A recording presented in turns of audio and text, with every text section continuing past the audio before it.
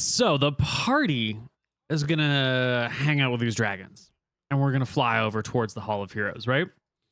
Yeah. So before we actually take off, you've communicated to the dragons this is what you're gonna do.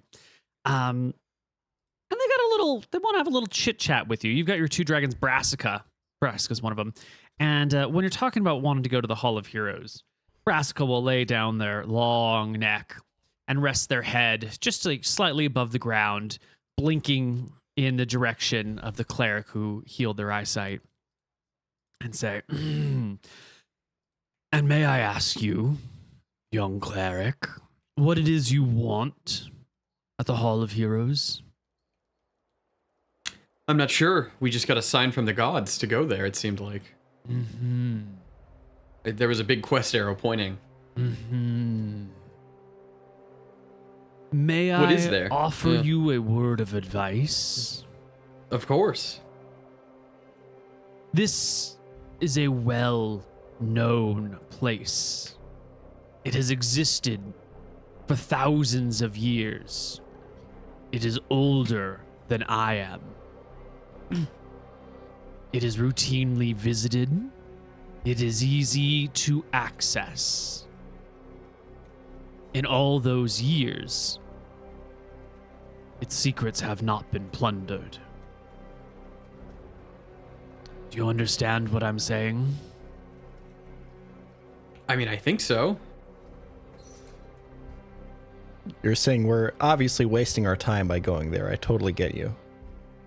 The dragon flicks one eye over to you and cocks its head to the side and back and forth a little bit. Close. I think what it's saying is we're not the first to try this. If It's theft- dangerous. If theft of relics lies in your heart,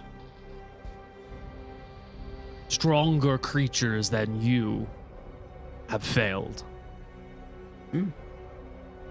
Well, it's lucky that we're not here to steal anything. The dragon nods approvingly. We don't know what we'll find when we get there, but we think we're meant to go there. See, Malchus gave us a quest arrow, and then I draw it in the sand and show him. The Yeah, dragon it pointed chuckles. towards the Hall of Heroes, or the. Unless there's What was that fallen somewhere else place it could that be people pointing. told us not to go to? What was the tower that? There's like, also oh, the don't Well explore of there? Souls, There which is was beyond it. There is a place called the Well of Lost Souls, which is a lake. There is the fallen ancient tower that was the one. has also it's also Oh. very public and has been picked over. It's just like Wait, is that literally also knocked on down the? Is that also on the line of the arrow? It They're was. both, yes. Hall of Heroes, Okay. the ancient ruined tower, the Well of Lost Souls, they are all to the east. Okay, well maybe it might be the tower because we've got the thing is we've got the ring, right, and that might be what gives us access to things that other people might not have had access to. Exactly. So it could be that the tower is better, but if the Hall of Heroes is that ancient, then it also could have been built by Ferris. In which case, the ring could also provide us access there that others didn't have. All heroes it is. Thank you, Brassica. Mm-hmm. How are you enjoying the flight? The flight? The ability to fly again? I assumed when you had no eyes that you couldn't. Why would that stop me? Oh. Nice shark. I mean, I would still walk if I was blind. I could probably still do most things if I was blind, to be honest. I'm sure you did as well. Mm-hmm. And I think with that, the party can climb aboard. Now, there are no saddles. There are no really ways to hold on. So you're given the instructions to like find spines to grip on and hold on to dear life. Because Yeah, like well, there's You're gonna I'll make be us ready roll to- a tiny deal, and if we roll a 1, we fall off. I'll be ready to feather falling anyone who. Oh, good. Yeah, that's true. I should you'll probably be, sit, plot armor, I'll I'm sit not at the back worried. so I can see everyone in front of me. nice. but they'll be like out of range in like half a second, right? It's instant, though. What's the range of Featherfall? It's. Oh wait, is it? I don't think it's touch, right? No, it can't be. 10 yards per level, easy. Okay, your 6th level, 60 yards is 180 feet. Okay. You can definitely get anyone on your dragon, but 180 feet, you might have to like skydive after someone if they fall. Okay. You know? I'm sure we would fall though anyway. We'll be fine. Let's go. Well, they will take off with the 4 of you on back. Well, this is 4 or 5. Are we taking Saris with us? I don't know. Does he want to come or not? I think Does he want Saris- to come fly with the dragons? Come on. Because like his house got broken into. Mhm. I'm not sure what his plans are now that he's given the helm back to the king. Yeah. It'd be useful for you obviously- to come with us, Sarah, so we could really need you on this Yeah, I mean, mission. I think we'd like him if he wants to come. Cyrus, it's a once in a lifetime. Are you ever going to be able to fly on a dragon again? I just don't remember if he was with the party or if he had gone off to do something else. He Well, we have a was whole with night, us so in we the could dragon invite him at chamber, some but he point was if we want standing to. very far back. Oh, Yeah, that's true, he right. was. That's Yeah. right. He was scared by the dragons and he was keeping at great range. Right. Yeah. And then you encouraged him to come forward and there was some sort of translation for a minute. And then the dragon spoke your language and so he backed off. Right. I'm going to give him a morale check, because this is the most terrifying thing in his life. I know if I had an opportunity, would love to take a rocket to the ISS, but I have friends who work in the aerospace industry who would never get on a space rocket to go to the ISS. And I think they're crazy, but they are, no way. That's way too dangerous. And Saris could be that sort of man. A 16 is absolutely a failure on his morale check. Saris Okay, is going that's to fine. take care of shit in town, and he'll wait for you. He's He's going to go lucky. hang out with Twandri. More XP for us. It's fine. True. All right. Our party can take off, and it's a surprisingly short journey. Dragons can fly pretty fast. They can fly pretty high, and there's nothing to impede them. It is something like 70 miles to the Hall of Heroes, which they can do, in a matter of just a couple of hours, which is still a long time in the air for people who have never left the ground, appreciably. While you're overhead, I would like everybody in the party to Con check. Strength check. wisdom checks, please. 28. 19, That's my 17. kind of check. Classic Nick. Oh, Hold on, my 28 for character sheet is Mooten. loading. Very nice. Wait, my wisdom's really low. 21. 21. Okay, 2 passes, 2 fails. Let them die together. We're not going to die from a wisdom check, surely. 28 and a 21. Okay.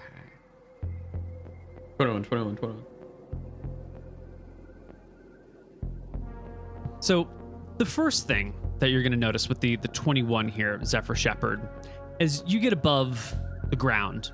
You get above this din of the city, above the smoke and the hammering, and you can get a pretty good layout of the town here, the city. And you can see that the city itself, from this vantage point, has undergone pretty substantial renovations, especially along the rivers, because the city's situated at the mouth of where 2 rivers come together and then flow out into a combined river, and it sits in that crotch of where the 2 rivers come together.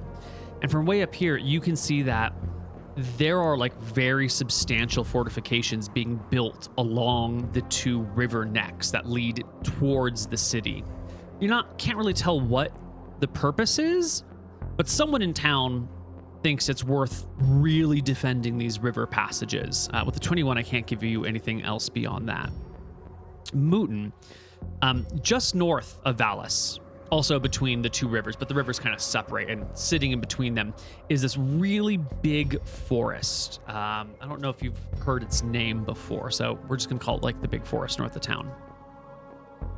And from Dragonback, you can see that there are a series of campfires burning throughout the woods, but nowhere near the edge, towards the heart of the woodlands. There are a series of fires, and there's also an area that has been clear cut. Someone within these woods is taking the time and effort to put together something. either building something or like just felling the woods for the sake of felling the woods. There is some sort of major excavation, major construction, major deforestation attempt happening out here, which is, I think, to everyone else, like, you see smoke, you see clouds, you might see little clearings, they don't really notice it, but with your 28, like, and you're a craftsman, there's something weird about the clearings in the forest up here. Cool. Okay. Remind me to tell someone about that later. Thank you. Who's that too? Okay. That was you. It's not gonna happen. All I hear is wind.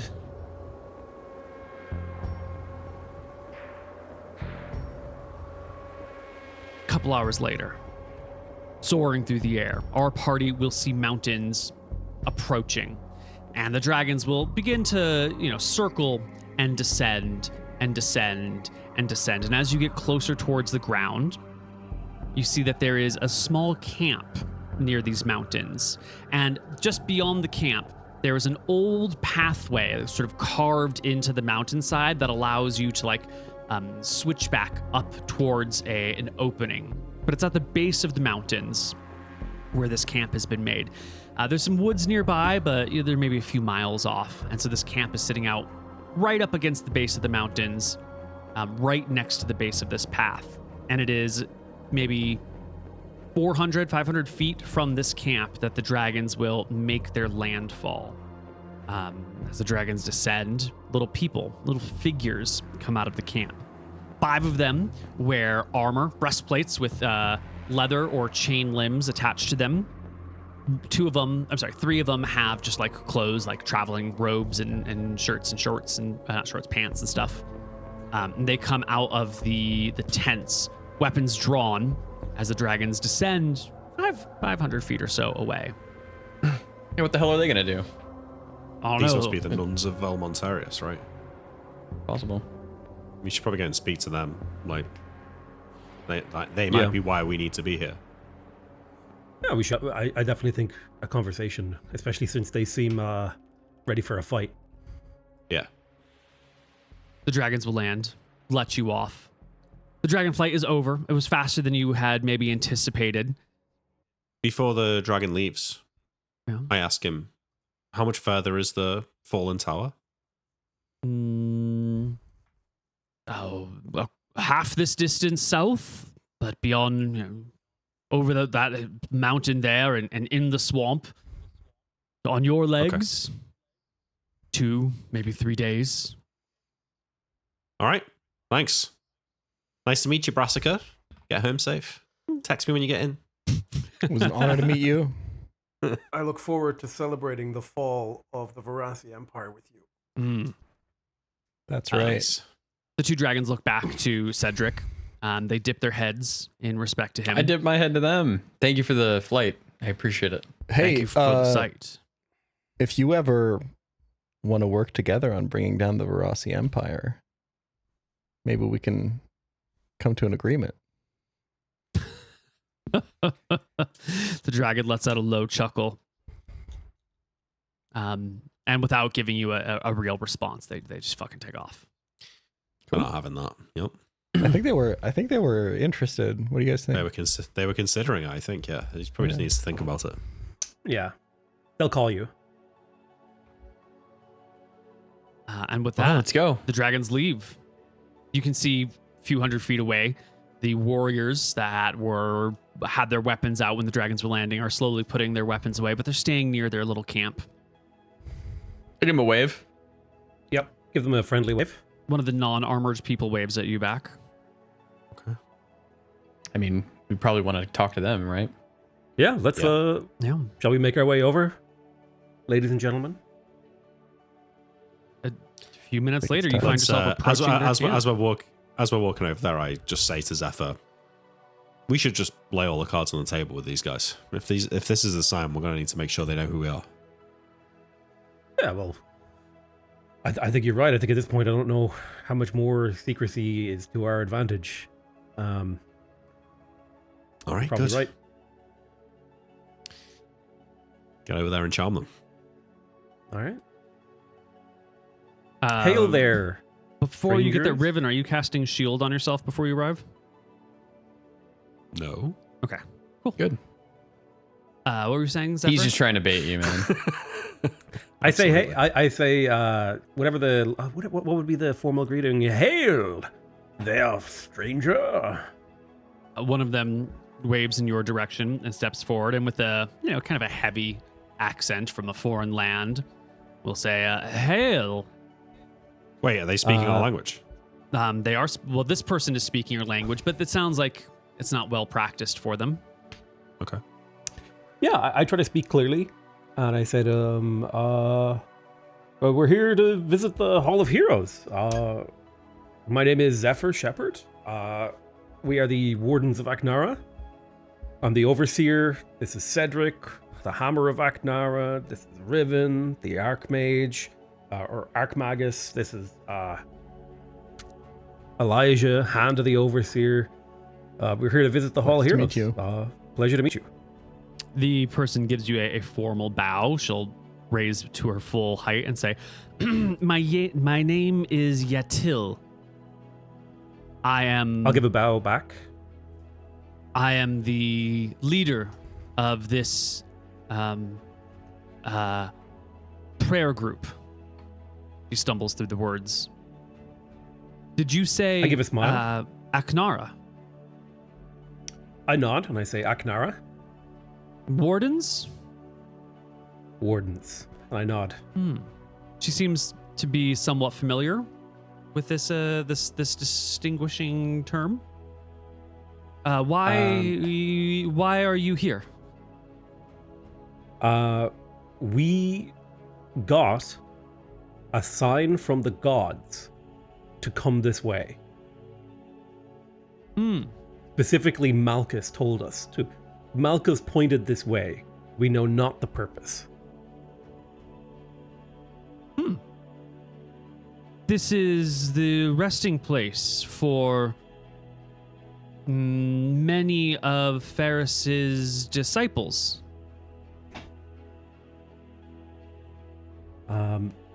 Disciple. Perhaps we can learn something from here. Could you tell me more? Let's see. Reyna, first master of the Tower of Farandol. Master for 610 and 9 years. Homily, defeater of Glorblacks. Trenzor, the Abjurer. Sephinus, the Conjurer. Niflheim, the Mage. Johannes Steelheart, Guardian, Defender, Protector of West. Othenkel, Last Archmage. Martha the Bloody. And more modern. Excellent. Interesting. Fantastic information. I'm like writing this down on like a Yeah. little piece of paper, taking notes. And Which I god say, you follow? Velmontarius. Can I get Justice. a charisma check, Neil? Yeah, roll me your charisma. I don't believe him. Well, it's not that I don't believe him. It's that I want to like make sure that I'm not being lied to. Yeah, you are suspicious of her, but with a 31, seems like she's telling the truth. Cool. Good to know. I say I would love to pick your brain about the theology of Valmontarius, but tell me more about your prayer group. Maybe visit your camp. Would that be acceptable? She turns and speaks to the others in a foreign language. And I need to roll. Give me a charisma check there, Zephyr Shepherd. Yeah, sure thing. There you go. Boom. 35. Very nice. Very nice. Casual 35. Yeah, she speaks to the others, and one of them will step forward and say in like smooth, easy, like perfect Ferodian, greetings. I am Joshi, I am from Justars Bay. Oh, me too. Joshi. Ah, what part? You I can guess just we make never out any discussed part. what part. Yeah. You give it a name.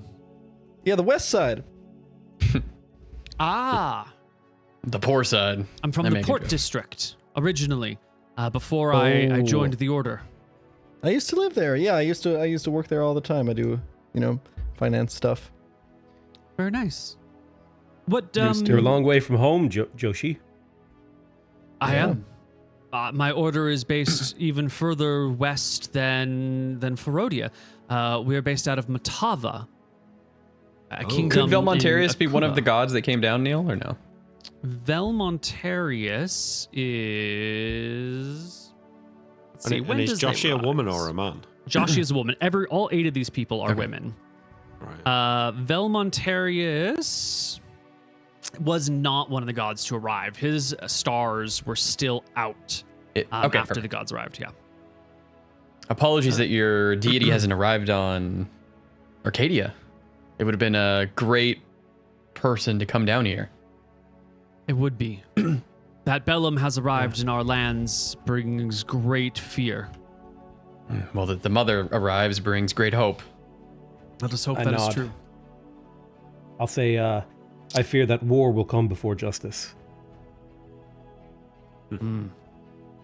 What brings you? She motions to the camp, and the apparent leader seems happy to let this person who speaks your language sort of take point on the communications. What brings you to this far east? We are very far from home.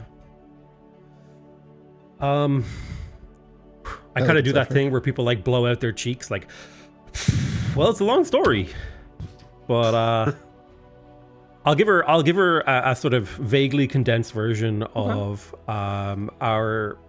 I kind of, as I'm about to tell the story, I look at Riven and Cedric and Elijah, and I'm like, "This is the right time to tell the story."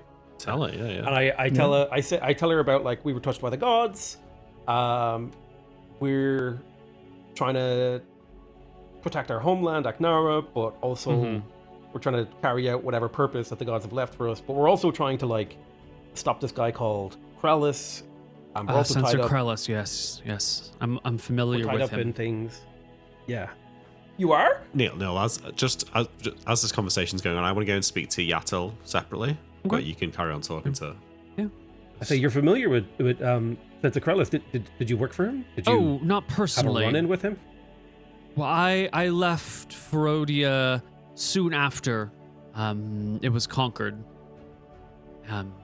Shortly before he took charge, and I used to communicate with family back home. They told me of his reign and his time there, and then I stopped hearing from my family. I assumed the worst. Yeah. Yeah, Things have gotten bad there, but he doesn't control the whole island yet. Not yet, but he's working on it. And we fear that he has bigger plans. We fear that he seeks the floating fortress, or maybe it's called the Forgotten Fortress in these places. Certain, One of the many names. lost relics of that age. Yeah, we have suspicions that we don't know exactly what it is or how to access it, but we believe that we're close to potentially getting keys to it, and we want to prevent Krellis from getting those keys, because in his hands and in the hands of the Varasi Empire, I mean, personally, I would rather destroy the keys to the fortress than let him get it. You know the history of the Wardens of Naknara? Defenders of the secrets of Ferris? She nods. My order also defends secrets of the ancient world. Well, it's nice to meet you. That's nice. I'm Martha's chosen, Cedric. I stick a hand out. She reaches out a hand towards. I am Joshi, simple warrior, sworn to Are guard the any- secrets of Velmontarius, protect ancient artifacts, and seek justice wherever possible. Are any of you in your order missing their vision, hearing, smell, touch, taste? Not here, not present. None. Such cripples are usually confined to home, working in the abbey. Where do nuns live? It's not an abbey. It's got its own. Is it a nunnery? Convent. Convent? In the convent. Convent. Well, if I ever make my way there, I can restore their sight, their, all the stuff. You may It's one of the actually be great gifts welcome Martha these has days. given me. Oh, good. I've heard of Matava.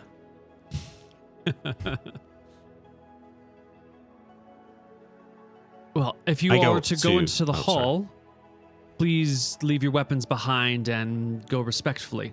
You will find many bodies lying in the hall itself. Is there anything we should be What wary are- of? yeah. I fear that this place may hold hidden dangers. Only Or- to those who seek ill. Okay, well, we have come we got seeking a knowledge. arrow. We got an arrow from Malchus over this way, so If it is truly an arrow from Malchus, then I would not trust it with my life. Malchus is the god of humans. He has a bad Yes. rap. He is the god of humans, she says. We've met him. He gave us Justice. Yeah, I stopped there. Justice can often come from chaos. I'll say, like, we have met him, and I'll give Cedric a chance to keep speaking. I'll give her the quick explanation of our encounter with the deities. The quick and dirty. Yeah. Yeah. Give me a charisma check, because she doesn't believe it. Sounds like a pack of lies. Sounds like something a 21. cleric of Malchus would say. Ooh. Ooh, but she rolls really high. Yeah.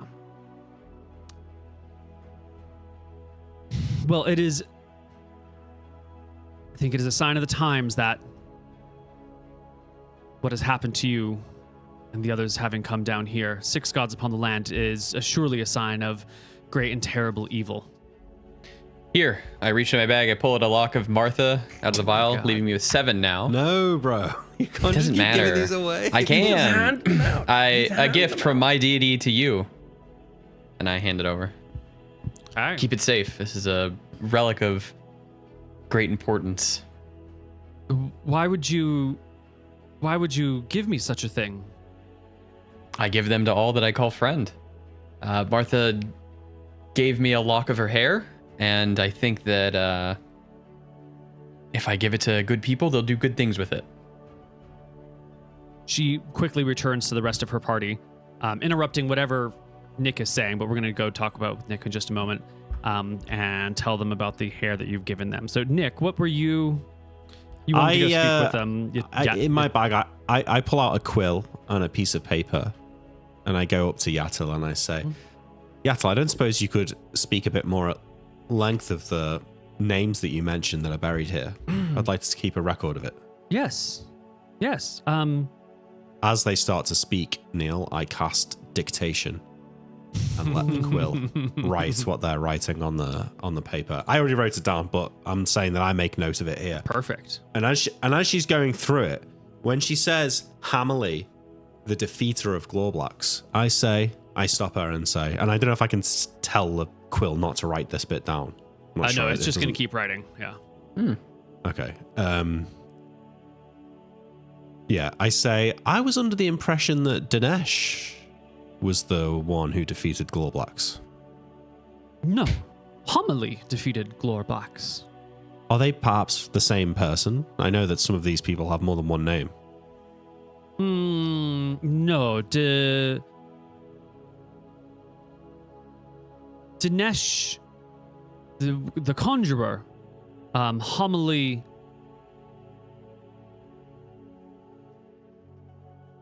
Dinesh the conjurer ran the tower in no, Dinesh lived Dinesh in Barodia. Dinesh was the last Archmage of Homily the Citadel, in- no? Yes. Homily in your word is Dardennes. Homily in Dardennes, Slayer of Ishtar, Slayer of Glorblacks.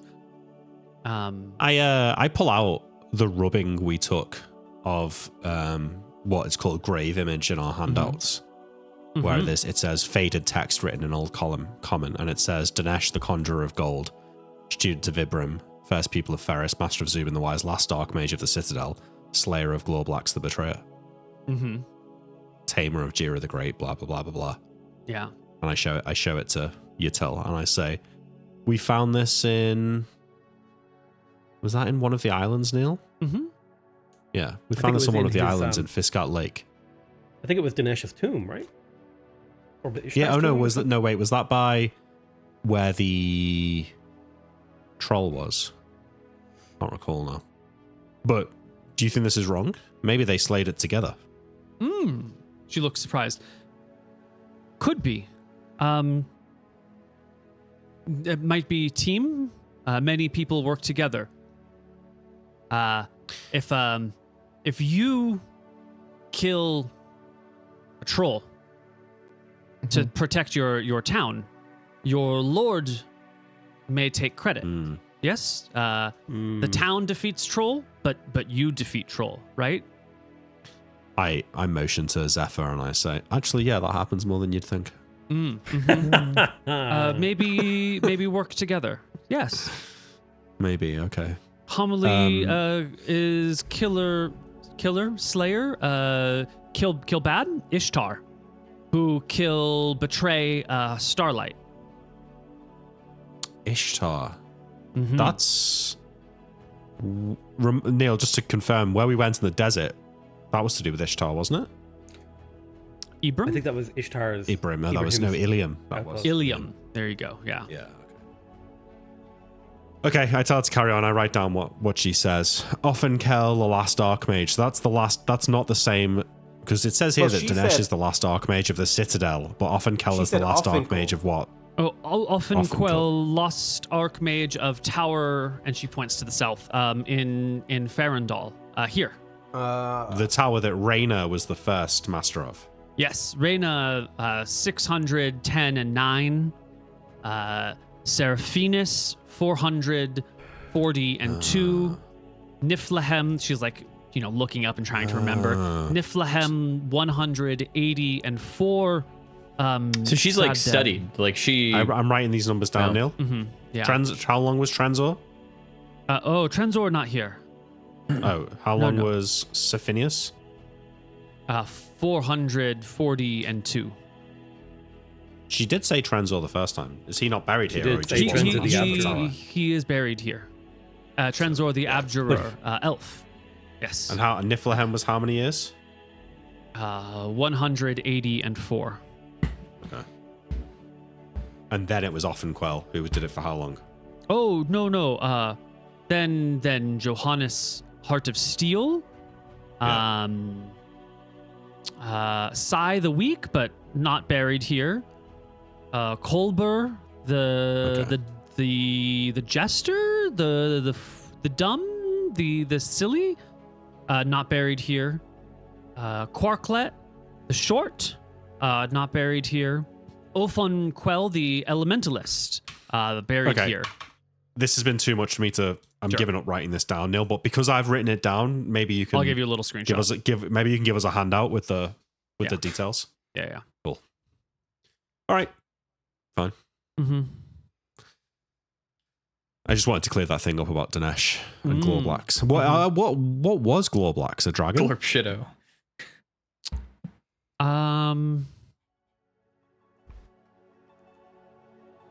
He was a betrayer. That's what we know for sure. Betrayer. Oh, yeah, we know. I think this is the Yeah. point where the Martha Hare interrupts your conversation. Convenient. Very convenient.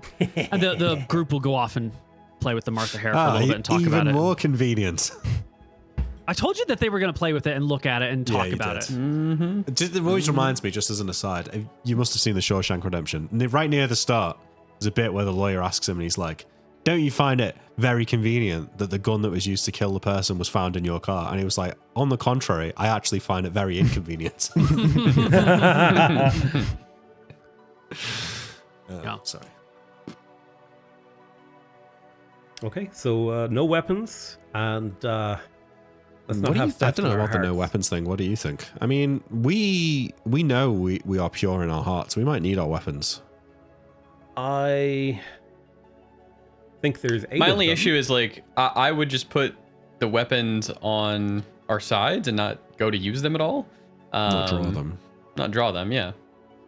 Well, I worry that like if we go in here and we have our weapons on us, does that show a sort of intent to the build? Like whatever is protecting this, whatever magic, like is carrying a weapon might. intent. That's what It I mean, it could, might. but also if we leave our weapons outside, they could get stolen. Yeah. We just gave them a Martha. I think that they will see Steal what's in our hearts more than they'll look at what's in our hands. them. Do you think we should keep our weapons? I mean, would Neil really make us lose our +3 glaive and our Better fucking our +1 warblade? Come on. Well, you know, He's not nuns, that they confiscate things all the time not. from bad students. They've got light fingers. Yeah, I mean, I don't care. Either way, like we can leave our weapons. I'm not concerned about what's on the inside. Well, should we? What time of the day is it, Neil? Like, should we go tomorrow? Because I've just cast a spell and. That's midday. Okay. Well, let's It's wait just an a hour or two for tomb. me to get my MP back. We'll We're have gonna go lunch in or here. dinner and then we'll go. Yeah, yeah. You guys are like as if we're gonna go in. I thought this was just like a graveyard. There's no Is, big deal. is there stuff in here that we could steal? I feel What's like- going on? Well, I mean, there'll definitely be stuff we can steal. I'm not saying we do steal anything, but I'm hoping that we might find a secret door or something that opens for us because of the ring. I am not here to steal. Yeah. No, me neither. Let me says to the rephrase what I gods. said. I'm not here to steal, but what I meant is maybe we're gifted something by this place, you know? Yeah. Although, if I remember my Koibu lore, this is back in the olden days of the lore, I'm pretty sure this is where the original roleplay found a Ring of Wishes. Ooh. Am I right in that, Neil? I can't remember very much about the original. You can't roleplay. remember? I remember. I'm pretty Alright. sure it was here. Yeah. Oh, let's leave the weapons and go. Did they come here? I don't know. I feel like it was the Hall of Heroes, but I could be wrong. Okay, well, let's have a vote on the weapons then. I vote bring the weapons, but I'm not married to it. You vote leave them? I'll vote leave them. Okay. I trust the path that Malchus has laid. If we leave the weapons, we will find a replacement in time. Elijah, what do you think? I trust Zephyr's judgment in this matter. Okay, looks like you've got the deciding vote then, Zephyr. Yeah, I think we'll ask the cleric that we were talking to, Joshi. We'll ask her to guard, like, can you mind our weapons for us? They're like magical. Of course. Yes. And she will also say, coming back from having discussed the hair, and they've found a little vial, a glass vial, to put it in with a little stopper. Joshi will come and say, my prayer group would like to extend our deep and sincere thanks.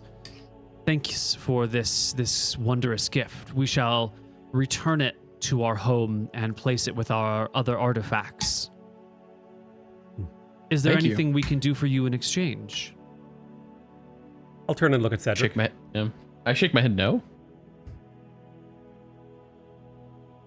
I don't need anything in Well, exchange. One of you, I say to the party as much as I'm saying to them, could accompany us into the hall and explain what we're seeing. It would be my honor. Okay. Yeah. All right, cool. Okay. We- Yeah? Didn't someone say Excited. something about this place being guarded by ghosts? Have I made that Spirits up? of the damned. No. I don't remember that. Okay, seems safe for now. All right, let's go then. Okay. You will walk into the Hall of Heroes. It is an ancient tomb that has stood for 3,000 years, is what you will be told by Joshi, who is bringing you in. And it's a long hall with little doorways every so often into a larger little tomb for each character, for each hero that has been entombed here. Can you go into the tombs to pay your respect or not? There are gates that are with bars on them. Some of them are old and rusted and seem like they've rusted shut. Others seem like they've been opened a few times, and you can walk into them if you would like to. The very first one is, let me see if I can get my years right. I know the years the people were born, but that is not the same as the years in which they died, because some of these people are elves.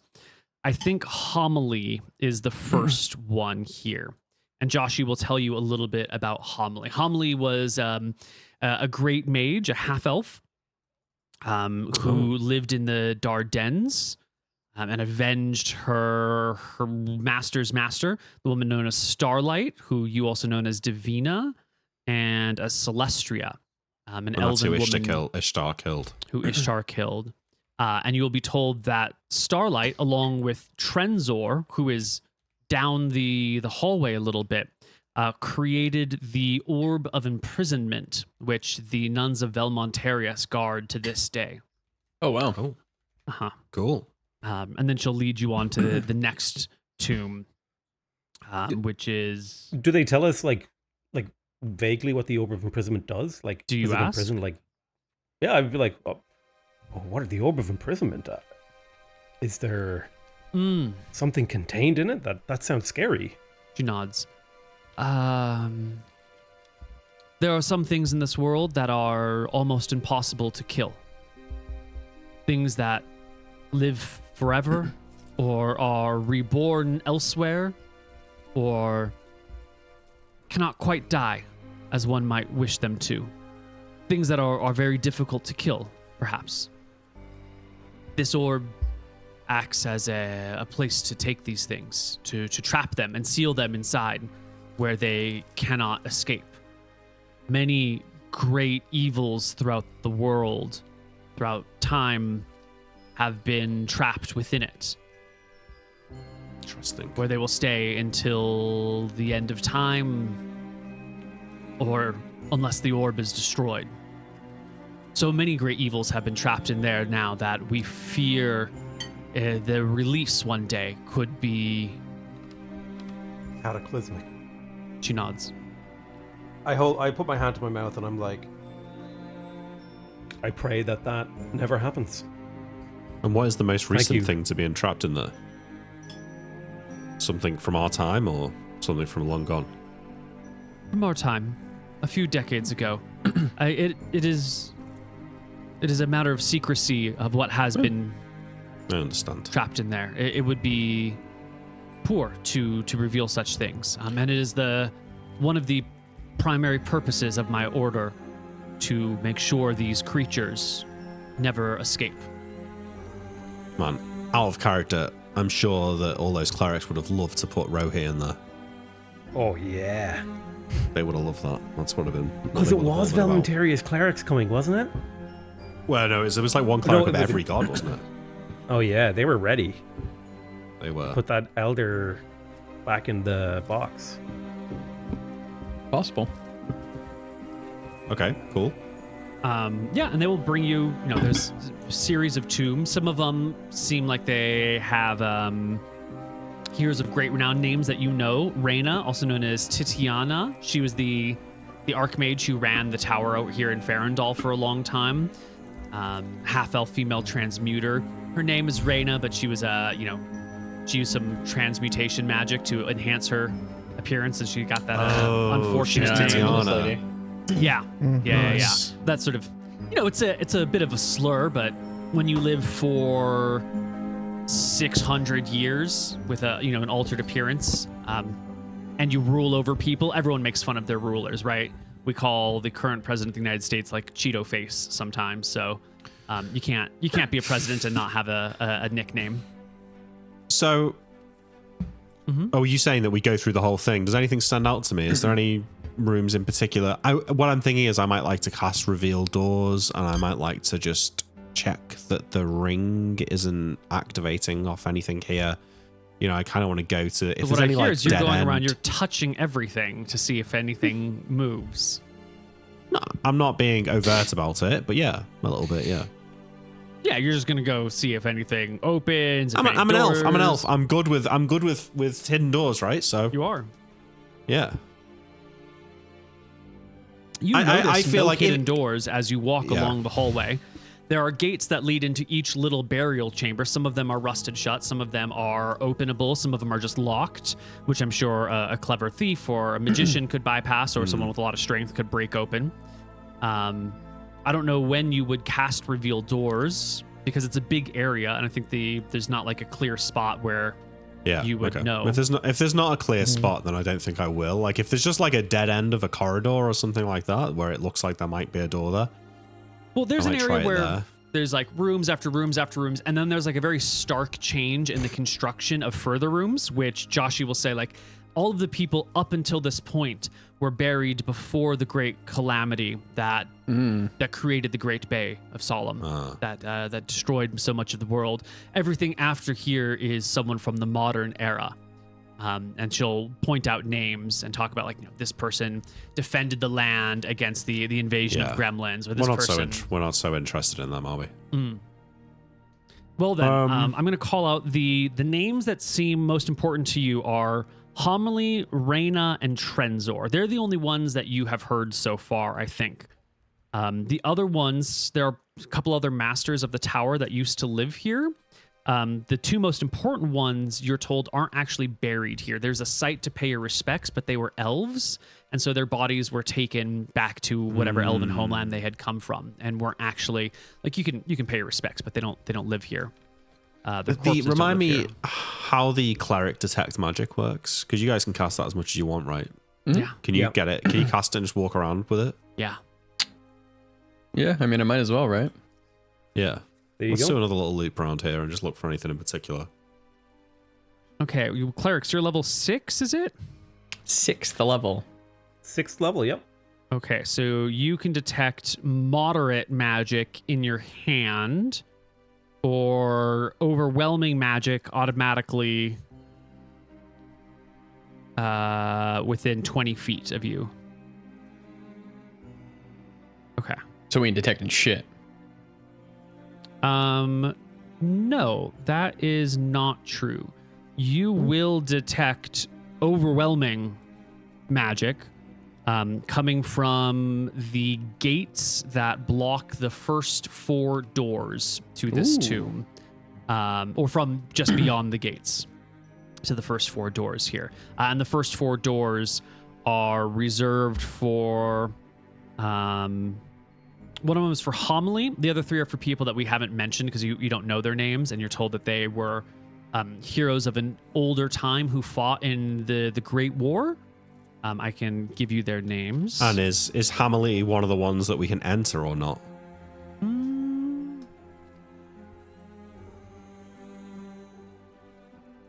I'm gonna, no matter what, try the doors. I'm not gonna like try and Yes. break them. Homily's door is well maintained, and you can open it and walk in. Because my idea is like that the gods were on a actual fucking quest line, and that whatever door we need to go into is going to open for us. So we will enter homilies first, I guess. Yeah, so And we I go will into follow homilies my then? detect magic. Yeah. Okay.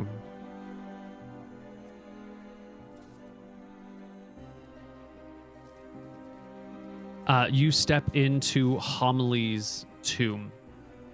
It has a great statue of the half-elf mage standing there. She has a staff in one hand and a book in the other, the wide open posture. There is a bench seated before her with some small brass bowls that have burned out ashes in them and what looks like desiccated fruit of some kind in them, clearly leftovers from the last person who was here.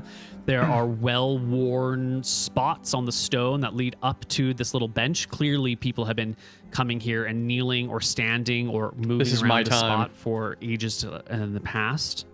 I'll cast Purify Food and Drink on the little food. I mean, they're like, desiccated orange peels, so they're not going to like spring back to life or anything, but they won't poison you if you eat them now. That's still crap. Yeah. No. Okay, in this room, Neil. Wait, the detect magic. Where is the magic source of the magic? The gate behind you, and the statue itself. Interesting. I'll bow to the statue and I'll talk to it.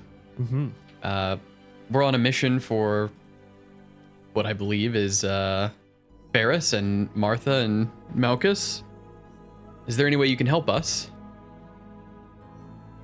I'll Neil, wait, I've got an idea. Hang on. I'll call Riven over with the statue's ring. arms. Yeah. How high up is the statue's hands? The statue is maybe 40% larger than life, and it's on a small pedestal, so the hands are probably near your head. Can I Maybe a try little bit putting the above. ring on one of its fingers? No, because the fingers are closed round things. That's too big. Okay. Is there like a slot gonna on say? the dais that it's standing on? Is there a slot on the wall? Yeah. I was gonna say, is there somewhere like that? You know, Yeah. like the little ring Look for somewhere to put keyhole. the ring. Yeah. Look around. Like, is there anything written on the walls? Okay. Are the walls smooth?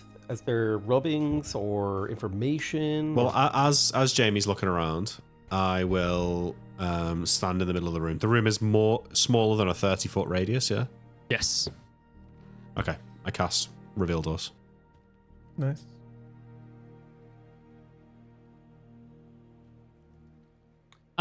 Jamie, there are writings on the walls written in the old script from your homeland, which I think you guys struggle to read. You might need like a spell, but you can mark down the writings and read it later if you'd like. I can read it now if we want to do that. I'll make a I'll copy cast of the my reveal rubbings. doors spell and then. You can start marking it down. Even if you read it now, you might want a copy of it for later, I Yeah. suppose. Yep. Yeah, I make a copy of them. Okay. But we'll do a translation later. Done. Nick, you cast reveal doors. Trying to decide if this is considered an offensive action. Oh. Oh, absolutely not. I don't know. If a stranger came into my house and started poking through my closets and looking for, like, you know, secrets in my house, I might be kind of offended by that. Wouldn't you? You know? Depends on if they were a friend or not. They're a stranger.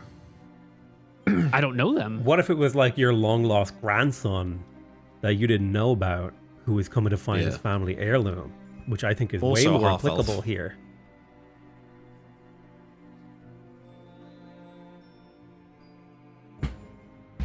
I'm just going to roll some dice. The dice will tell me what the truth of the matter is. This. The dice never tell the truth. Yo, Peachild, do you want high or low? Low. 3. This is not considered an offensive action. There are no doors that are revealed within the area. Okay, great. I go up to the wall and cast comprehend languages. I'm gonna. Touch While the they're doing script. this, I'm gonna take a kneel and. Sorry, a knee. Or a kneel, whatever. A knee and pray. Just pray on it. You know, meditate. The Can I ask Neil? Oh, Go ahead. No, go ahead. when he casts reveal doors, Do we sense the magic in the room trying to decide No. if it's an offensive action? Okay, because I was just imagining he cast this, and then there's like that, like the room breathing in as it's thinking about it. No. The room does not respond. You've actually gotten absolutely no response from anything here other than like being able to detect that there's strong magic in the area. You don't get the sense that this is alive. It doesn't seem to care about you. It seems like a very quiet, passive tomb that you're just walking through. The story written on the walls is like the story of Homily. And I'm just going to paraphrase it for you. She was the half-elf student of Ishtar, who was the student of Starlight. Starlight was the archmage in charge of the great tower in the Dardanelles. One of the original four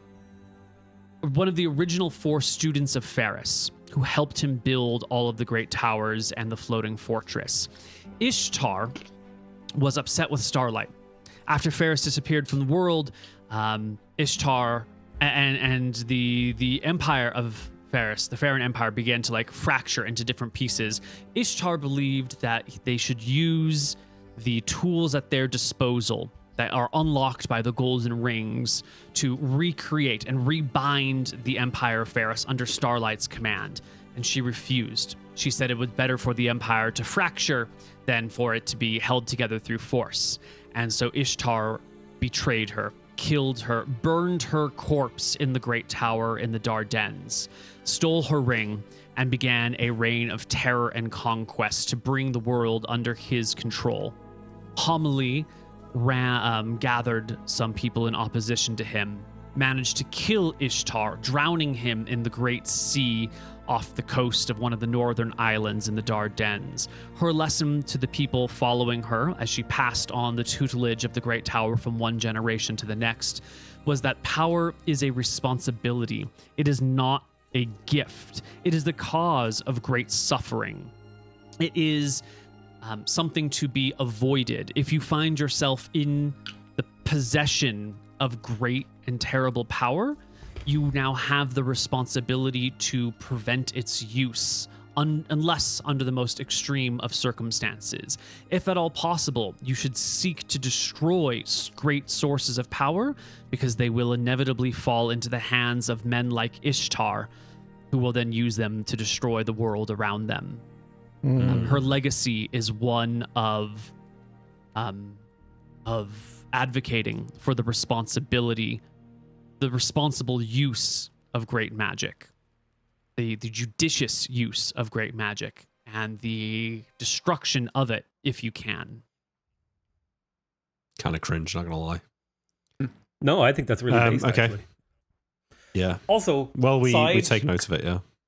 out of character theory, Ishtar didn't die. He was drowned in the sea. He's Rohi, perhaps, Yeah.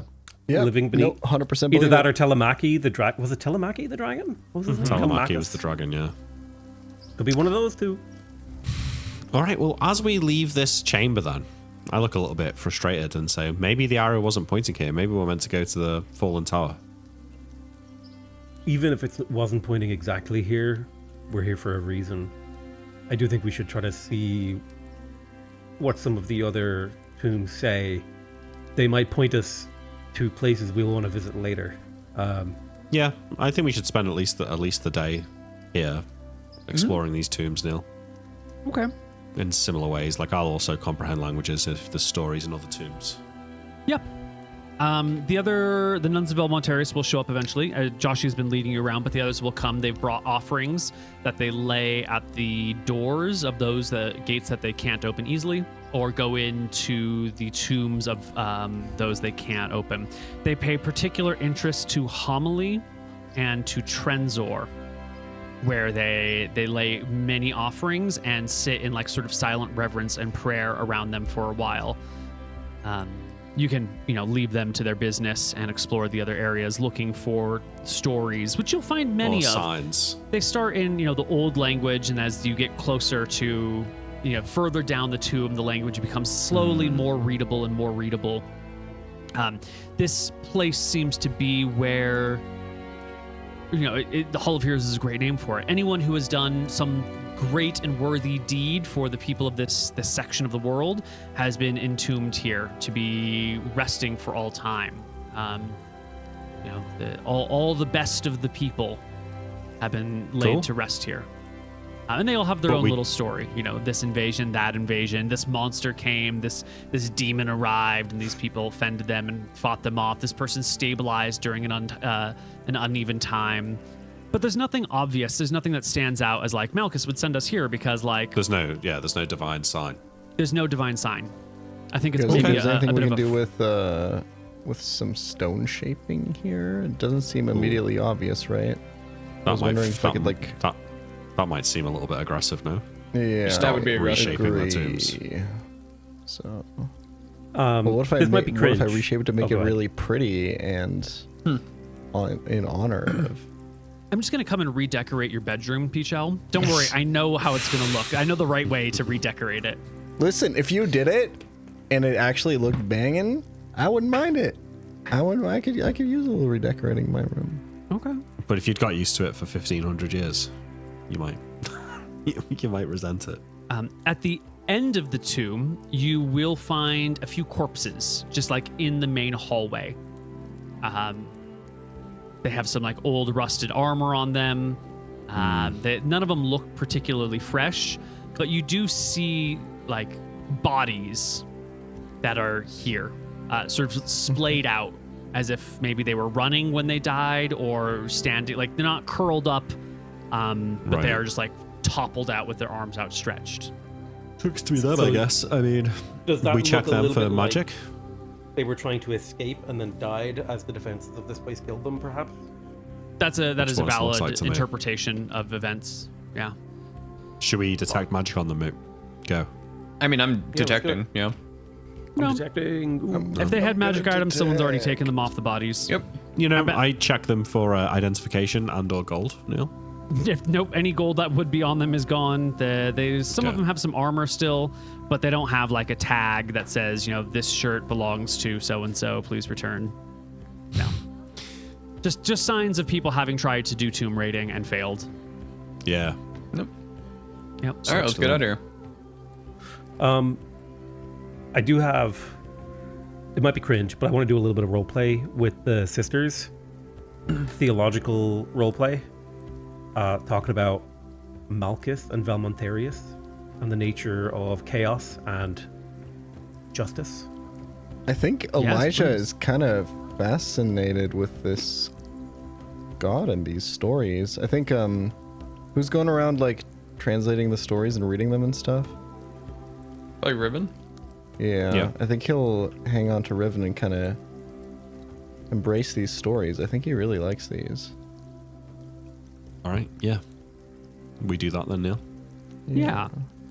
What you can see from the stories written on the wall, they're not like a complete history of the area, but you can piece together that the tower stood here, stood south of here for 1,000, for about 1,100 years, maybe 1,150 years. And then some great and terrible event happened. This is written in Niflheim's tomb, Niflheim the mage. He died defending against something. It's not spelled out, but he died defending against this thing. And the following person that was buried here, Johannes Steelheart, managed to hold back whatever invasion of evil. It's just sort of generically referred to as like demons, but in a context that isn't like, lowercase d, not capital D, demon. And then after that, there seemed to be a period of really bad times for an unknown period where the tower had many leaders and they were just dying very quickly and everyone fell into like an age of great turmoil. And then Ofen Quell, an elementalist, arrived and sort of stabilized everything again for a period of time. And then there were many, many years of people dying rather quickly. And then there was a woman who is known as Martha the Bloody, who is buried here. Except when she's buried, she's not buried as Martha the Bloody. You'll hear from the people that you're with that after the fact, the locals changed her name to be Martha the Bloody because they interpreted her reign as one of terror. And the following master of the tower was in charge during this great calamity and has been renamed by the locals Terasa the Wrathful. She was an elven abjurer. And it was during this period of time when this, What's an abjurer? She's a mage dealing with like defensive magics, protection magics. Yeah. And it was during this period of time that, the Great Bay of Solemn opened up and people died everywhere. And all the mages were blamed for all of these calamities. The tower was blamed for bringing war and strife to the area and, the resulting deaths.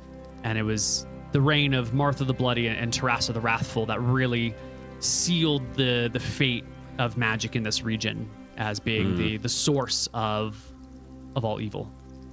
And that's sort of the vibe that you can get from reading through this is in the early days, people loved their wizards and then shit went south. And then they started hating their spellcasters. Too much power. Yeah. If you have specific questions, I'm happy to talk about them, but this is that's the vibe check. Riven, I feel like we could bring back the good name of spellcasters here, I feel like do you not feel like we're kind of meant to be here a little bit? Yeah, but I'm not sure for what reason. I thought it was maybe to find the tower. But I mean, in the maybe we're grand meant scheme to of kill things, that I'm necromancer. sure. But these people kind of need help, and it feels like, obviously things that happen in stories aren't real, and we're real and not in a story. But it feels like if we were in a story, then the people who should, free this land of whatever is happening here should be spellcasters, right? Well, yeah, but this place is defended by those dragons, and we have helped them. Maybe we've true. already set things in motion that'll allow the dragons to put an end to the suffering here. I have to say, though, I don't like the sound of the undead, and if we are going to travel to the tower, and it's 2 or 3 days, we are going to be outside at night. Not going to be a very restful night if we do that. I would like to see an end to these necromancers, but I think that's maybe a fight for someone else. Maybe.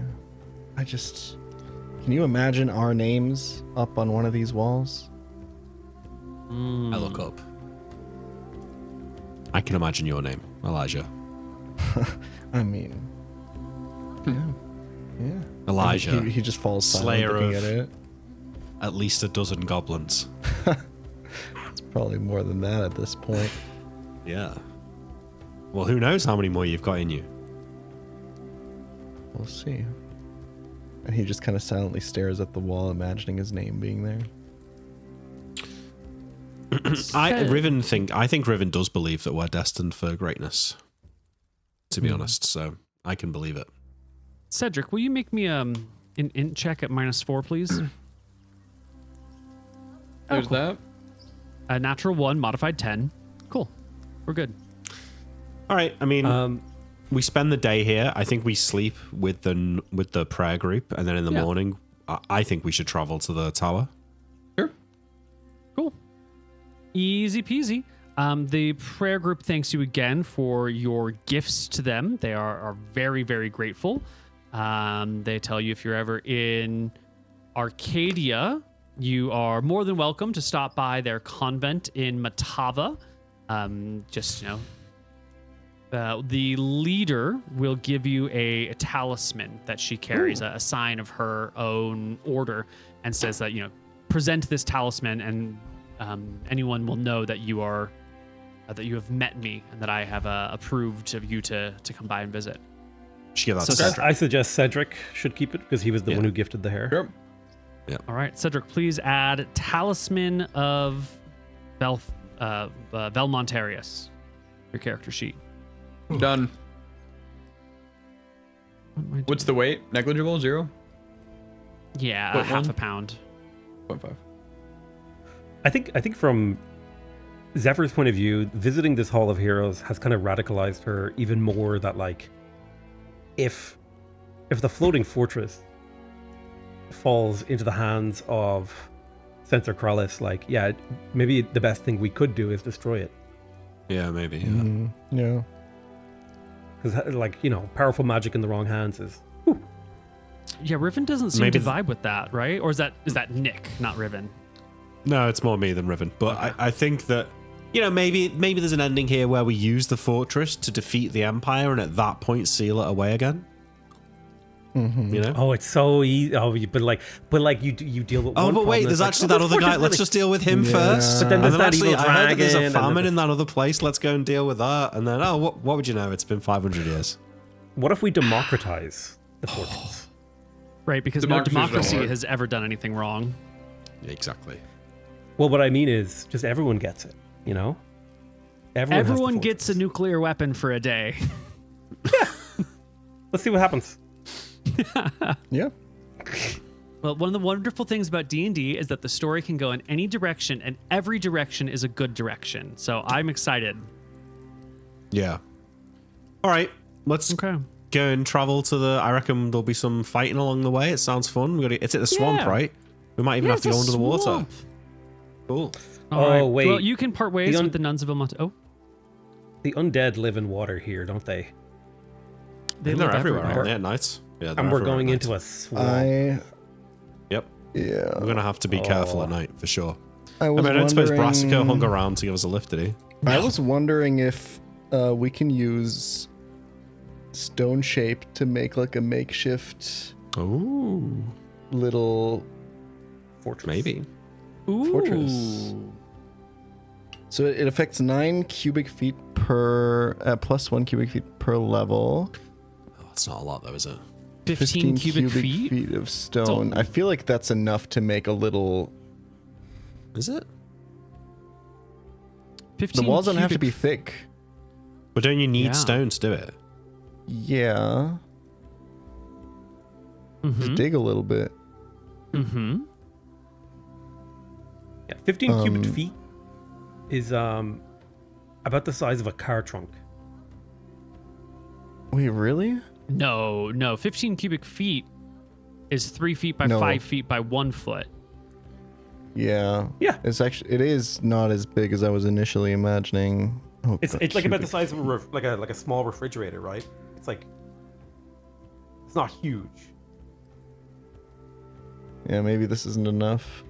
Well, that's if you, let's see, a refrigerator, small refrigerator is 15 feet. Yeah. So if you were to have the walls be, I don't know, a quarter of a foot, just a few inches. Just wait. Can I turn it into a fence? Yes. But like you right? could also cast it multiple times. So I could over I could time, use right? way less material, right? Yeah. If you don't need solid walls, if you need like a, fence-like shape of stone, Yeah. and you're not, a fence of stone is going to be a lot weaker than a solid wall, but it's also going to be strong enough to keep like a person out. Maybe not a Yeah. battering ram, maybe not a dragon, but Yeah, we just need to keep like zombies out, right? I feel like that's enough. do you need a roof? Maybe not. I could even make it like spiky, like so they can't climb it. Mm-hmm. But we need the stone though. We do Yeah, need you'd- 15 getting 15 cubic feet of stone shouldn't be that hard. The size of a small refrigerator. We just have need a pickaxe big point. boulder. Like we could even look for like rock faces and like Yeah, if we could find a rock face, then maybe, yeah. If you find a large stone, a stone larger than what you can shape, you would be shaping part of it to create a shape. yeah. Yeah. Yeah. And then you wouldn't need to worry about one of the walls because you Yeah. could use the stone itself for one of the walls. Mm-hmm. In theory, does that mean he could like make a centimeter thick sheet of rock that is like whatever the like 1 inch thick, really big? Or is there, like, there's got to be some limits? minimum that you can do, right? You couldn't make like a 1 millimeter thick piece of stone that just extends for miles in front of you. Well, it would just right? it would collapse, wouldn't it? It would be too brittle, Yeah. I imagine, yeah. Yeah. Yeah. But let's say it's a tenth of a foot thick, right? Let's call it What's a that, 12th like? of a foot, so we can say an inch. Yeah, it's an inch thick, right? And it's like, I feel like then you're working with, like nearly like 180 foot of surface, if that makes sense. Mm-hmm. Which is like a small room. What we need to do then is walk during the day, and when it's starting to get close to sundown, look for a rock face. Yep. Yeah. Yeah, true. Cool. Okay, let's do that then. Sounds good. All right, party. You're headed southward towards the tower. Now, you've been told that this tower has been destroyed for 1,500 years. That the last people who ruled it were blamed for all the ills of the area, of all the tragedy, of all the murder, of all the death, of the Great Bay of Solemn opening up and swallowing all the land that used to be there.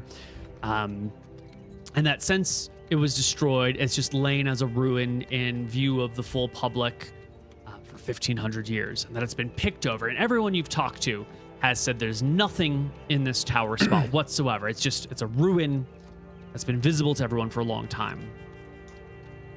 But it might be Classic. worth visiting anyway. Yeah. And we're headed south, and we've got some opportunities for good, safe storage of ourselves. The way is to protect ourselves as we travel south. And there are indeed mountains, because you travel along the edge of these mountains to kind of go in that direction. You've been told that these mountains sort of lead into a swamp, and then it's south in this swamp that you will find the ruins of this tower. And it's on the second day of your journey that we're going to have our first. Did the night go okay creating the little stone house and hiding from the zombies. Okay.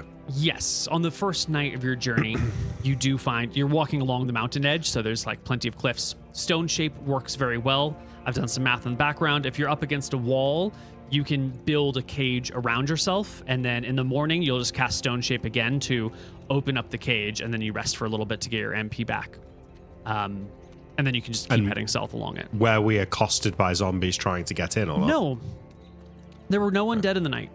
You've heard about them, but I guess there's just no bodies nearby, no dead nearby to come after you. Perhaps you will find them elsewhere, but against the mountains, away from civilization, no zombies in the night. It feels almost worthless to have set up such a shelter. You probably shouldn't do it the following night. It was cool though. It was very Surely baiting not. us. Yeah. All right. But it's the following day. As you head south and the mountains begin to pull away towards the east and the swamp begins to open up in front of you, and there's like some trees and in and around the more marshy parts. And you're kind of staying away from the swampy bits until you have to go into them. That we run into our first problem. What is the marching order of our party? Probably me in the front. Me or Cedric in the front, and then me or Cedric in the back, depending on who. Yeah, is I'll where go the wherever, tank really. is. In the middle, probably. I mean, like, Cedric at the front, Zephyr at the back, me and Elijah in the middle. Yep, sounds good. Yep. Sounds great. Cedric, I'd like you to roll me a d10, please. Hello? Hello, Nick. Okay. Hello. You can Don't hear know us? what that was about. Yeah. Yeah. Slash roll 1d10, Neil. Yes, please roll me A two. A two. Perfect. Chew. Our party's walking along the edge of this woods because it's getting a little swampy in there. And it is with great surprise that our party is laying ambush to, or an ambush is laying into our party. From the woods come 5 crossbow bolts. Oh shit. Cheeky. These characters are not stupid. They're going to shoot 3 at Elijah and 2 at Riven because they're not wearing big bright armor. Now, Elijah, your dex will not come into play because you're unaware of it coming, but your bracers will affect this. So I think that makes your AC 15. So bad. Mine's You 10. will. That is a.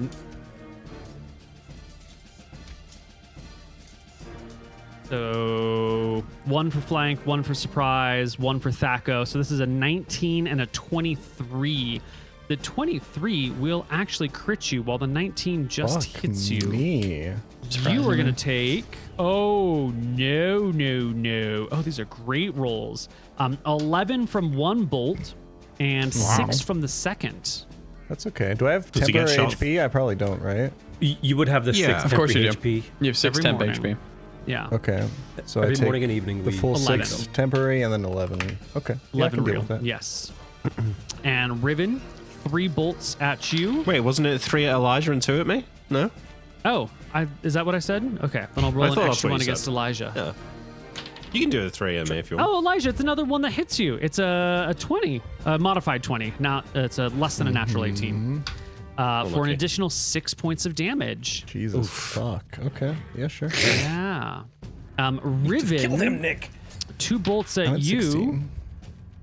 A 7 and a 19.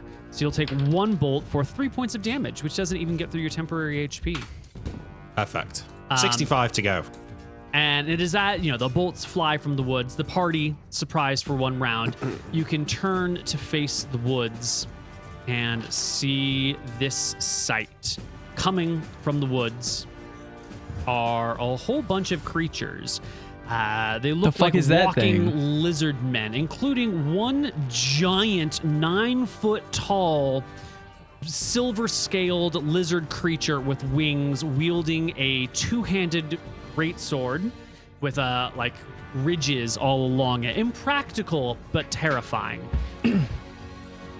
All right, we rolling in? Sorry to interrupt. Neil, have you forgot to add some spells to my character sheet? 'Cause I don't see Lance of Disruption on here. I might have forgotten to add spells to your character sheet. Did I not add them? I don't know. I don't see Lance of Disruption, but now I'm wondering if there's anything else missing. But I definitely have Lance of Disruption, don't I? I seem to recall you rolling successfully on Lance of Disruption. I definitely did. Oh, you know what? That might be the one that I missed. I had forgotten to add it to the spell page, and I might... Are the other ones there? I don't know. You don't Tongues know? and stuff? Well, I can't remember which ones I got at the last time I rolled, you know? Vampiric Touch, Tongues, Protection from Evil, Non-Detection, Magic... These look right. Okay, these are all new. So it's just Lance of Disruption. Okay. Okay. There you go. Thank you.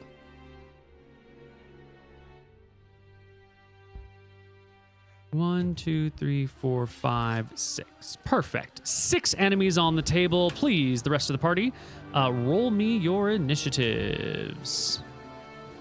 Or I'll roll them for you. I think I rolled in, right? You did. Yeah. Big Z. Big Zephyr.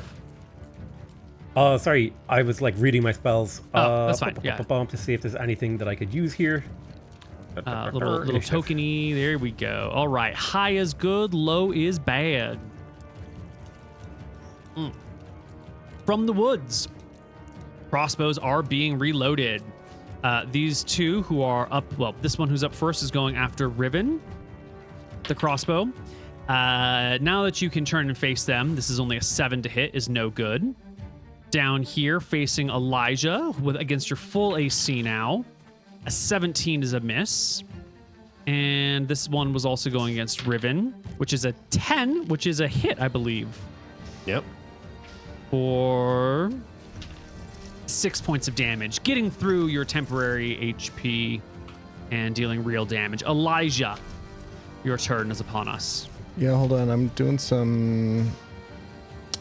Oh, Wait, hang on. okay. Who has the Ring of Protection? Not me, right? Me. Koibu, what does flying movement rate of 12 mean?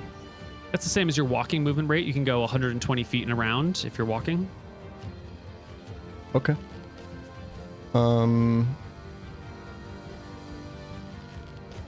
What's up? Fuck, I need cover. But I also have ideas. You've got like really high AC now. You should be good. Yeah, okay. Do I see all of these creatures? I do, right? Yes, you can see all of them. They were hiding in the shade behind some trees, except for the big one who has stepped out from behind its little cove just to the right of the screen. Okay. I cast Ride the Wind on all of the little lizard men and not the big one, making them weightless. Allows creatures targeted by the cast to become virtually weightless and lifted upon the wind. Creatures control their attitude by rising or ascending. They're at the mercy of the wind for speed and Wind check? direction. You can only reach the top 4, I think. Sure, I'll do the 4.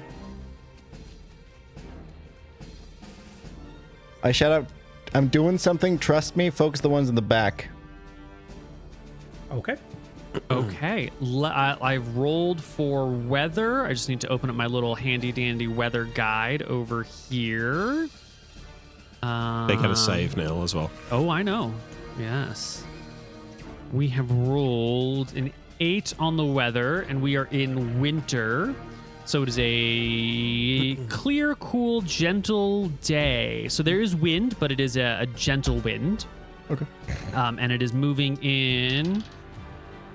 This is going to be an area where we're doing mostly east-west wind. So this is a wind blowing away from the party. It's blowing like up into this little canyon away from the plains. Mm-hmm.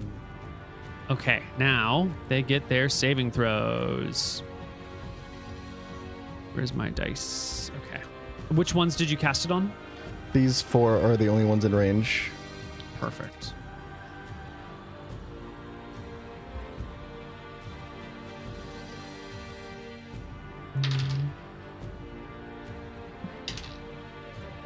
Okay, and we go with this.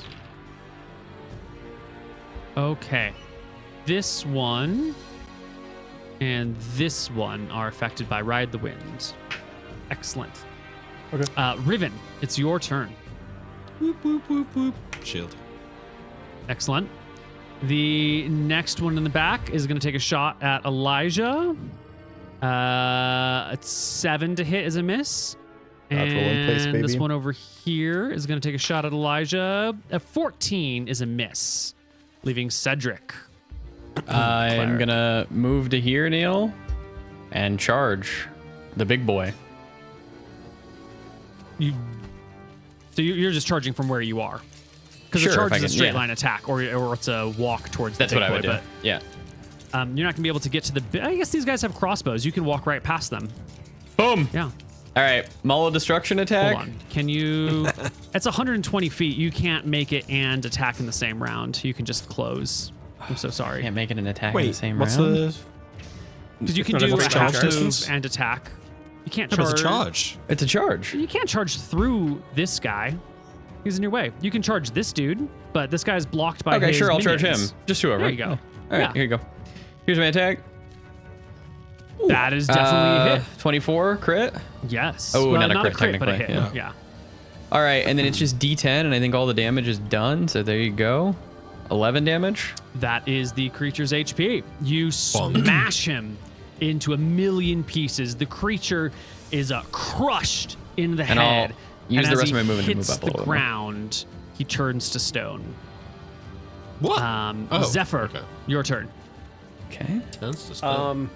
Quick question. Do we Yeah. know if Dust Devil will make it harder, like will divert projectiles? Throw it in chat. Because like I was wondering, could I like cast Dust Devil? Ooh, I could cast Dust Devil and make these guys flap around right now, actually. We can do a lot of things to them.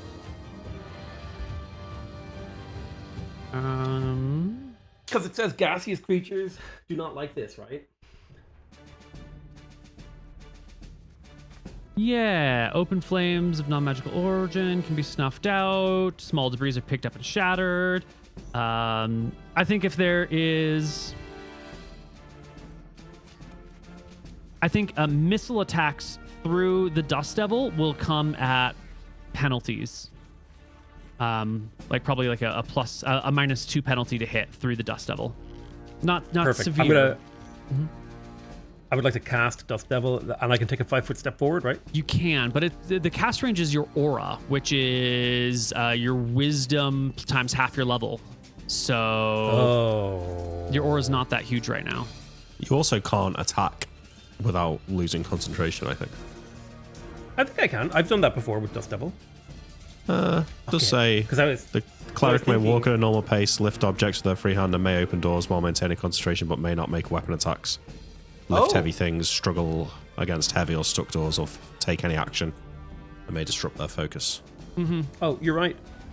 But I love this idea of comboing with this, because if I were to get Dust Devil on one of these guys, they would just start like Looney Tunes spinning. Yes. Yes. What else you got? I changed my mind. I won't do Yes. that because that does not make sense.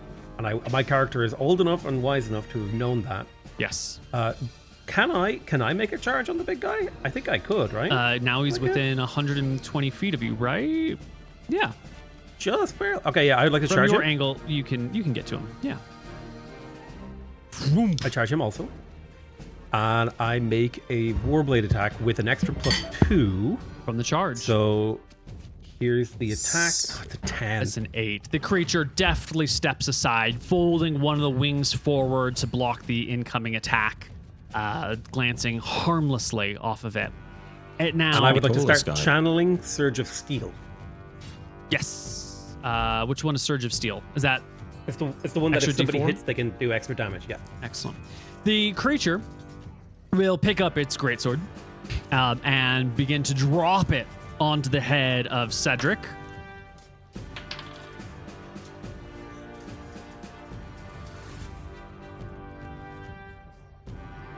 That's only a 13 to hit. It's a miss. And its great and heavy tail will come to the side at the same time and swipe at Zephyr with a 20, modified 20 to hit. I will give Just extra barely. 2 AC. Were you chanting something? I didn't say it, but Then you are mean, not chanting it, dude. We gotta call the spells we're casting ahead of time. You know this. It's not a big deal. Neil's Zephyr, you got an will take affinity for this monster, I think. you'll take 10 points of damage as the great heavy tail smashes into your side. Damn. It's not excellent. like a scorpion tail. It's just a bash. It's a bash. It's a bludgeoning attack. Okay. Next 10 round damage is initiative. insane. The creatures begin to put away their crossbows. And the first one to go will drop its crossbow, and 30 feet is enough for a charge at Zephyr from behind. With a short sword. We don't re-roll initiative, no. Nope. No, we don't. do it. Okay. 17 plus 2 for a charge is 19. Plus 2 for back attack is a 21. Is a No shield. successful stab in your back for 5 points of damage, Zephyr. This one drops their Easy. crossbow as well. Can't quite charge Cedric, but will come up behind Cedric. With a 18 plus 2 for back attack plus 1 for Thaco is a 21, and You you hit. don't get your shield from behind. So I think it's I don't have a crit. shield anyways. Oh, Nope, you have- it's not a your crit. 19 AC is just 20 straight. AC. 20 AC? Okay, Yeah, I don't know why it's 19. cool. So that's just a regular hit then. Sweet. You will take 3 points of damage. We need to update your token moot, actually. This one can't charge, but they can walk. And they will walk over towards Zephyr and go for a stab in Zephyr's back. Natural 20 plus 2 for back attack is 22. Wow. No shield is a crit. Zephyr, 7 points of damage. And Ah, it's fine. Elijah, It's just a flesh wound. you're at like less than half hit points. I'm fine. Is it my turn? It is, yes. Okay. I cast Wind Servant, giving me precise control over the wind in a radius. The range is fucking ridiculous. 20 yards per level. Yes. And now, okay, so it does say that it wants me to do like distinct actions with this wind.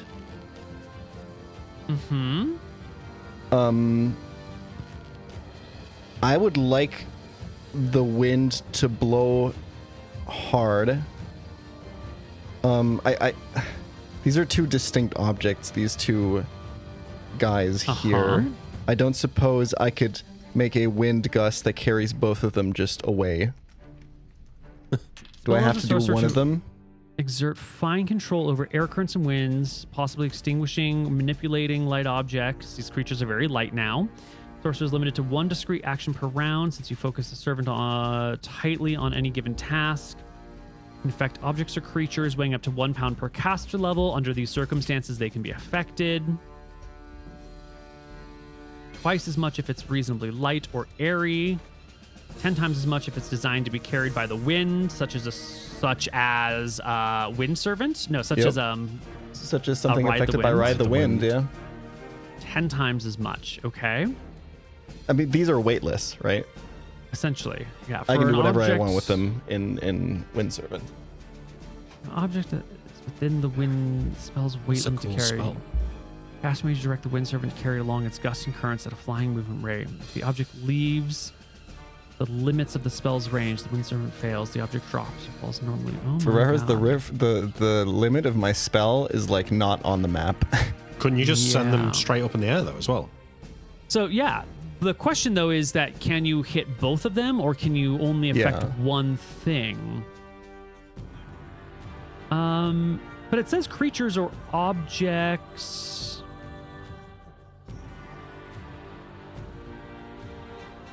If an object falls within the way, it doesn't. I mean, the AOE is special.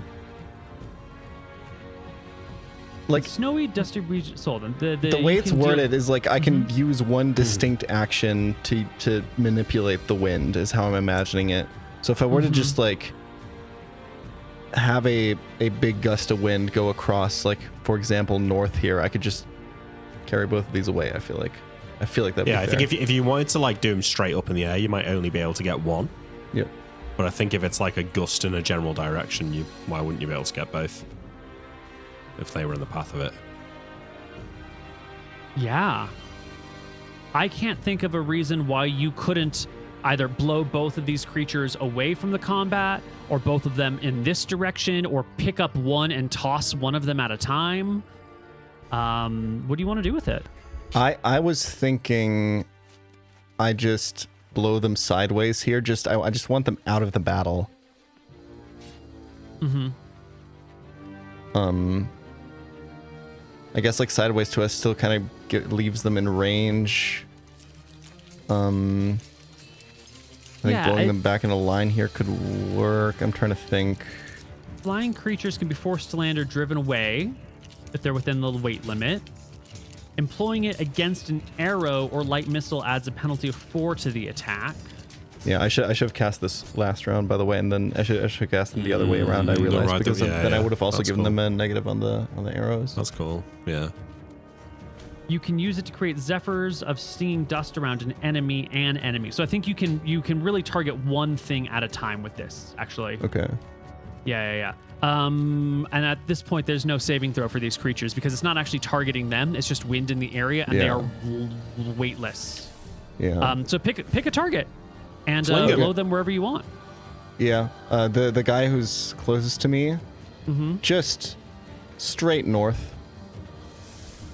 So not into the air, but like blowing him just. Or I guess if I can also influence like the Y level of it, right? You can do him, X, like, Y, Z. Yeah. Yeah, I would blow him like upwards this way, like up these cliffs and stuff like that. I just want him away from the battlefield. So this is not a we're going to manipulate him and land him over here. This is more like a tossing.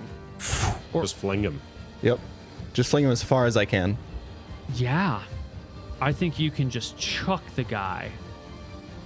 And then it's movement rate 12, so however far he could walk there, I would imagine. Yeah, 120 feet in a round. Yep. So he's going to be taking some damage as well, right? Yeah, give me 2d6 for falling damage as you fling him up and over and drop him down. Although I guess if it's that, probably a little bit closer. 9 points of damage will break his neck on the fall. Damn, I just fucking deleted this guy. Yeah, this guy this guy drops to the ground. He's gone.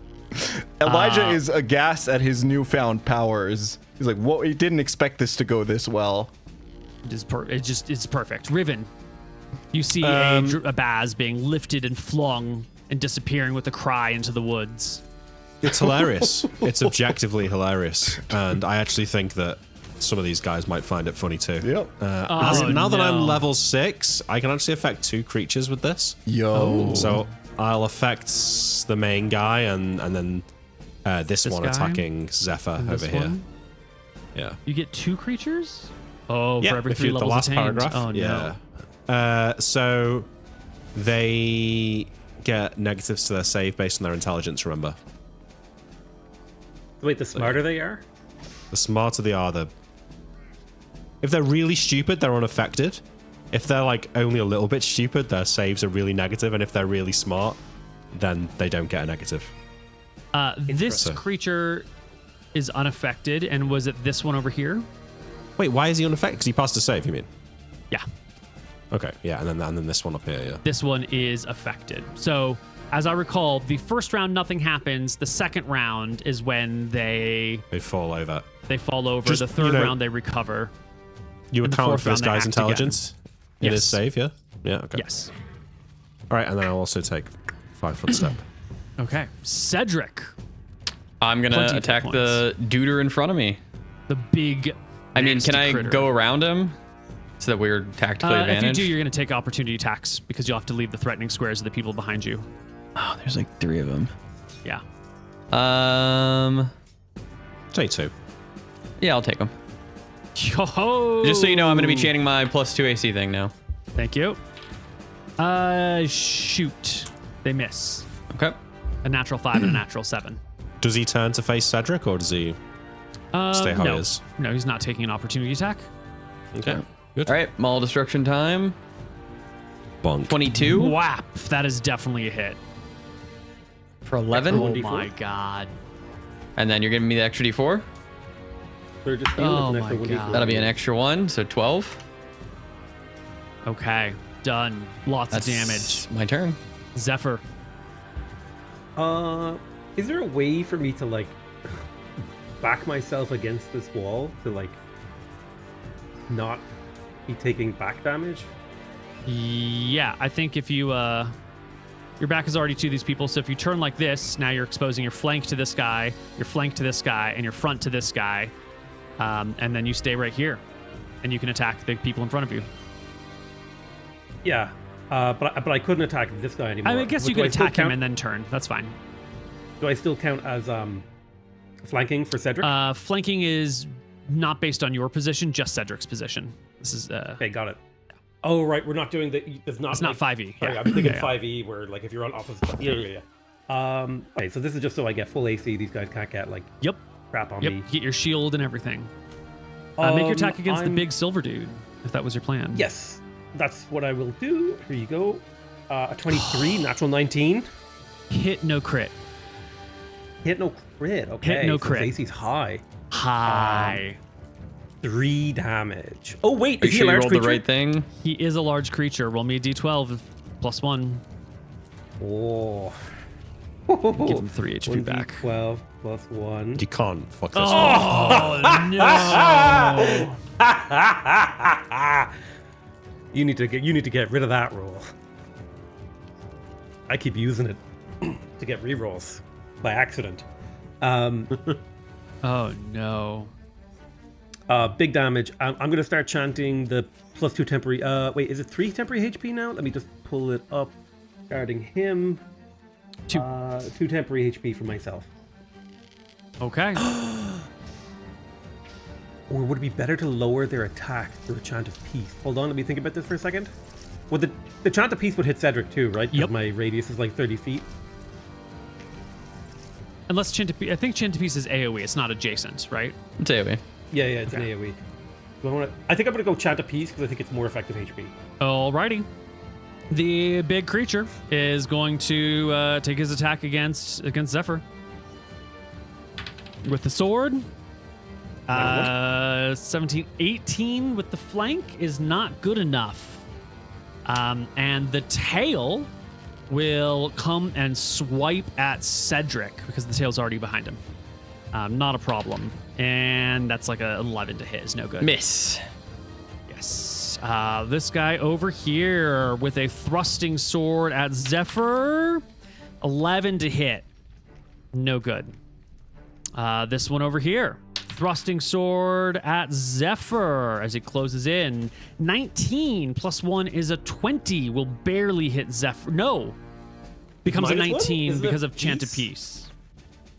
And a 19 would hit, but I'm going to give him 19 2 does hit. AC, so it doesn't hit. Okay. Perfect.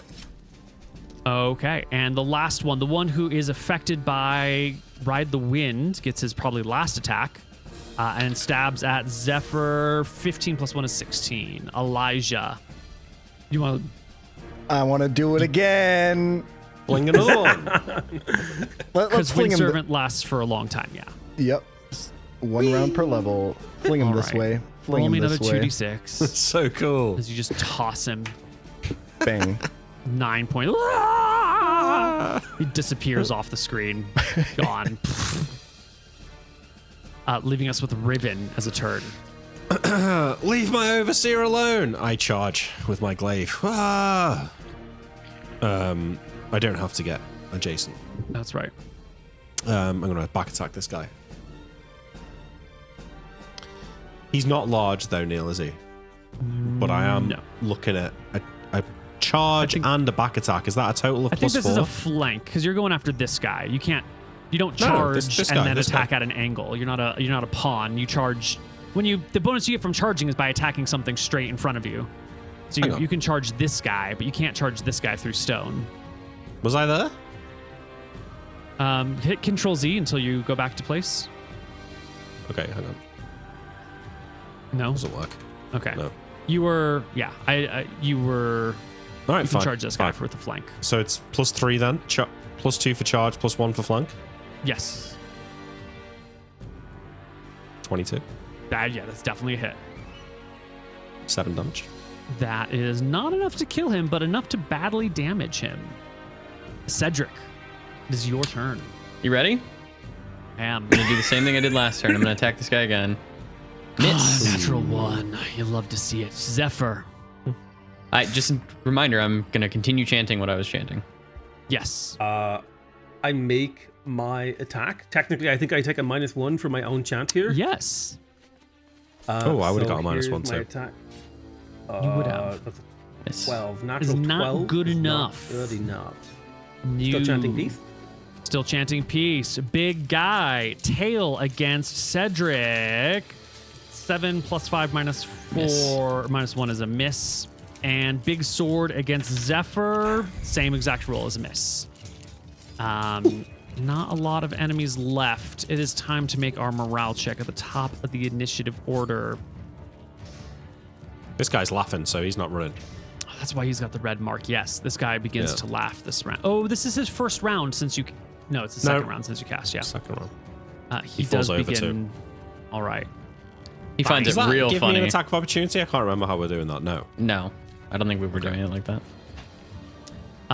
This guy here, next to Zephyr, seeing his allies flung and beginning to laugh, fails his morale check. And he will discard his cloak, revealing small wings on his sides. Drop to all fours and begin to run on all fours while flapping his wings, discarding his sword. Zephyr, you do get an attack of opportunity against him as he runs at +2. Kill him, Here's the Zephyr. attack. Is a There's miss. And he bolts down this canyon at particularly high speed, at movement rate 24. Wow. Okay. Might be 15. Surprisingly Wait. high. 15, not 24. My mistake. But it's still faster than any of you can run. This guy over here is gone. Elijah, it is your turn. Let's see.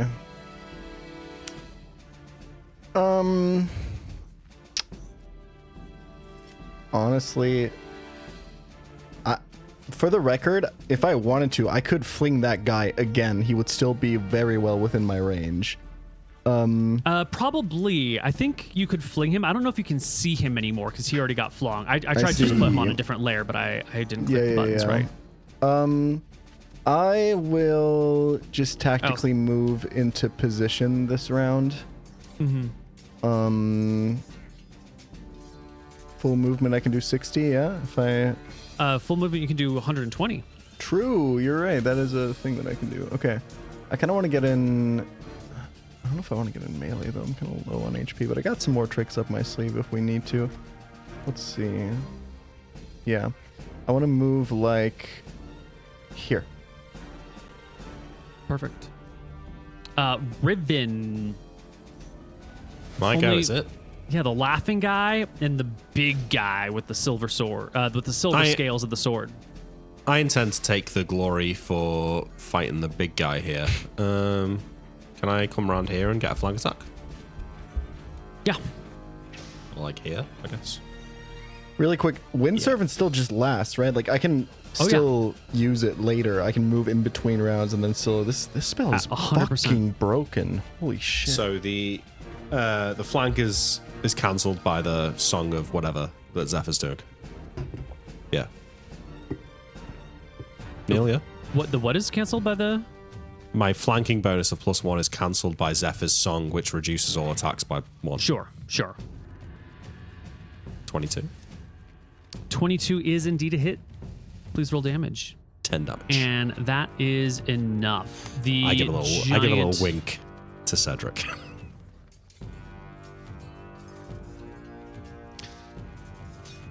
All right, yeah, he's dead.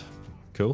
Well, the giant scaly silver monster does die, but as it dies, it twists and conforms and changes and disappears, leaving behind not a monster at all. It's not a silvery creature that is left behind. It is Riven, who ends up What? on the ground. What the fuck? What, like the a second Riven or me? Like I end up there.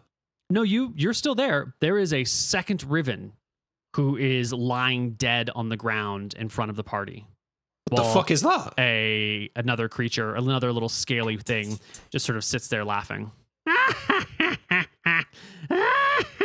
I back up and press myself against this wall.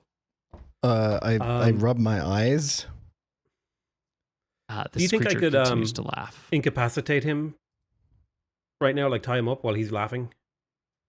I think you have one round where you can do that. Yes. All right.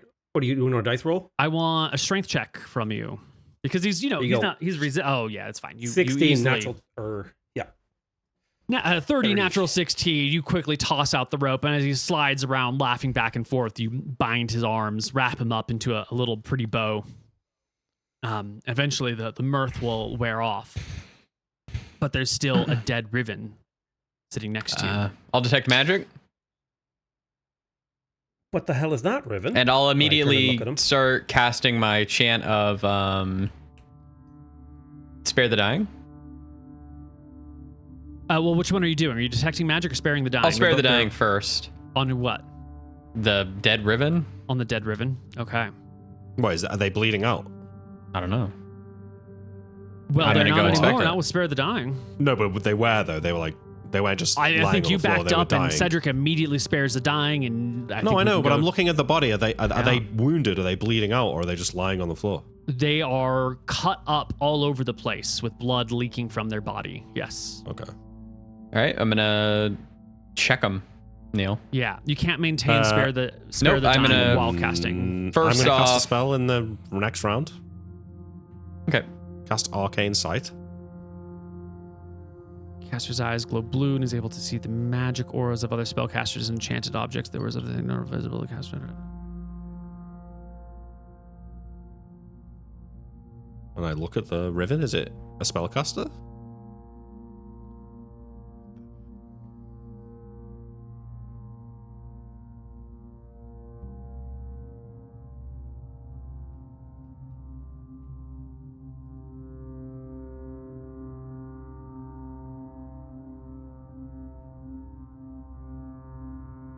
You can see that the stone creature upon the ground emanates magic.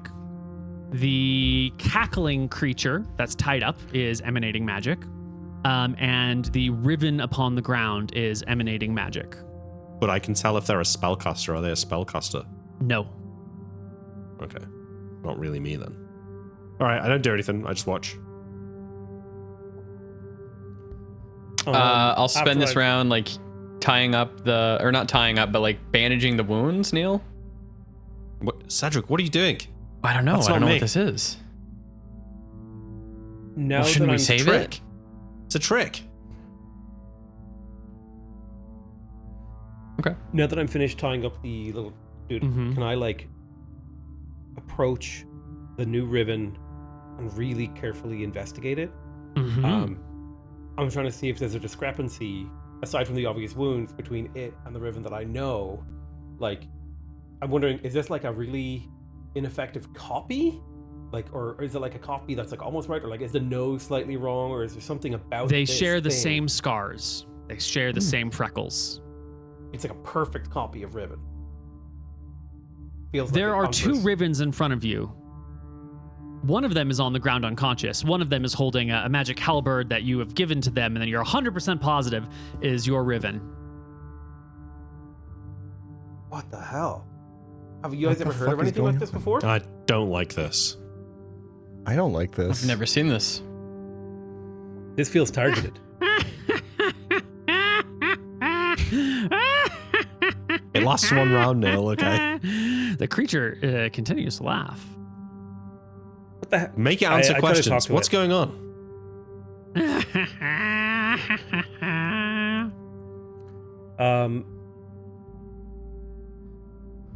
Does this creature not care about its life? I imagine it's tied up. It doesn't care. I mean, maybe it's still affected by the magic. It's supposed to have worn off, but clearly something unusual is happening here. It is rocking back and forth on the ground, tied up. From here, Neil, I cast Charm Person on the laughing guy. And then I That's come up to him and cast Comprehend Languages and touch him. Do you have this much MP? I do. There's a lot of I've got spells you've 4 thrown MP out here. left. Okay. Yeah, I've got 30 Okay. MP. Yeah. Okay.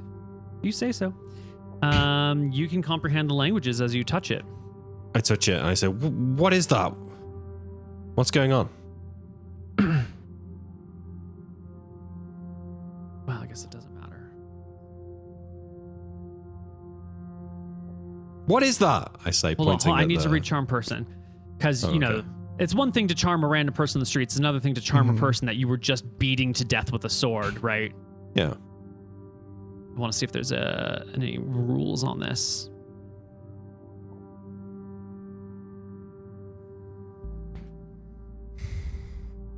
Doesn't say. Just says if you attack them after the spell is cast. Them being tied up might. Well, it wasn't me that tied them up. Yeah, but, you know, whether it's you or your friend that you're still responsible in some way for the tying. Interesting. Well, it is a magical charm. And I think I can comprehend languages on everyone so we can all understand it as well, actually. As long as you're touching each other. Yeah, yeah. We all hold hands. Yeah. Nice. Think about this from the perspective of this creature. 4 fucking half-elves and humans are holding hands around it, with it, and asking it what's going on. Just want to point that out. Mm-hmm. The person receives damage from the caster's group in the same round the charm is cast. An additional Well, that's bonus not of +1 per HP of damage received is added to the victim's saving throw. So it's not the same round. Yeah. Okay. It's not taking any Cool. damage either. Yep. You ask it what's going on, and it looks at you. Can't you see? It's you. Who is You're that? dead. How? I'm not dead. Of course you are. That was some beast like you. Who is that? It's your What future. happened? It's your fate. How can we be seeing going to the die. future? You don't know the future. No, of course not. I'm just a minion. But look, Who sent you? it's you. What happened to your boss? You killed him. But why? How has this happened? Tell me what you know, please. You've killed him, and now you're cursed. Look at that. Oh, Look at your fate. Oh, you fool. You're gonna die, Riven, Yes. but that's okay.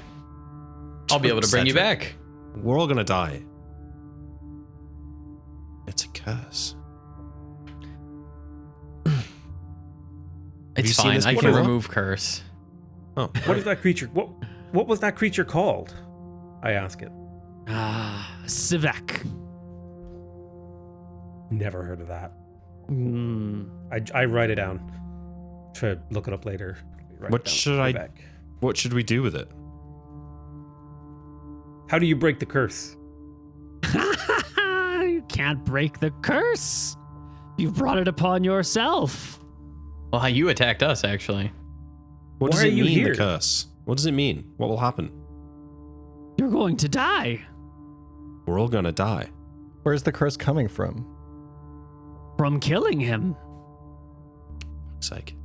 I'll Me being I'll small heal the giant body, lost Neil. it. The wounds do not heal. Oh, The cool. creature is dead. Oh, The dead well, Riven that is just dead. makes me feel a little bit better, actually. I shrug. I mean, that's life, Riven. What do You live, mean you that's die, you life, live again. Cedric? You live, you die, you live again. You go to Falumbra. Let's get out of here. We're just being tricked. This is Wait, we need to talk to this guy. Like, hold on. Who sent you? Why are you here? Why are you hunting us? I'm not hunting you. You came across me. You walked right up against me. And well, they're all gone, I suppose. I guess it's just me left now. You want to? Don't. Do you want a chance at recruit him. redemption? Classic. Redemption? That's one of my quests. Yeah, you don't have to be evil anymore. You can be better than this. You can You have. be Said noble. I'm evil. You can have You're 20% the of our XP. monster.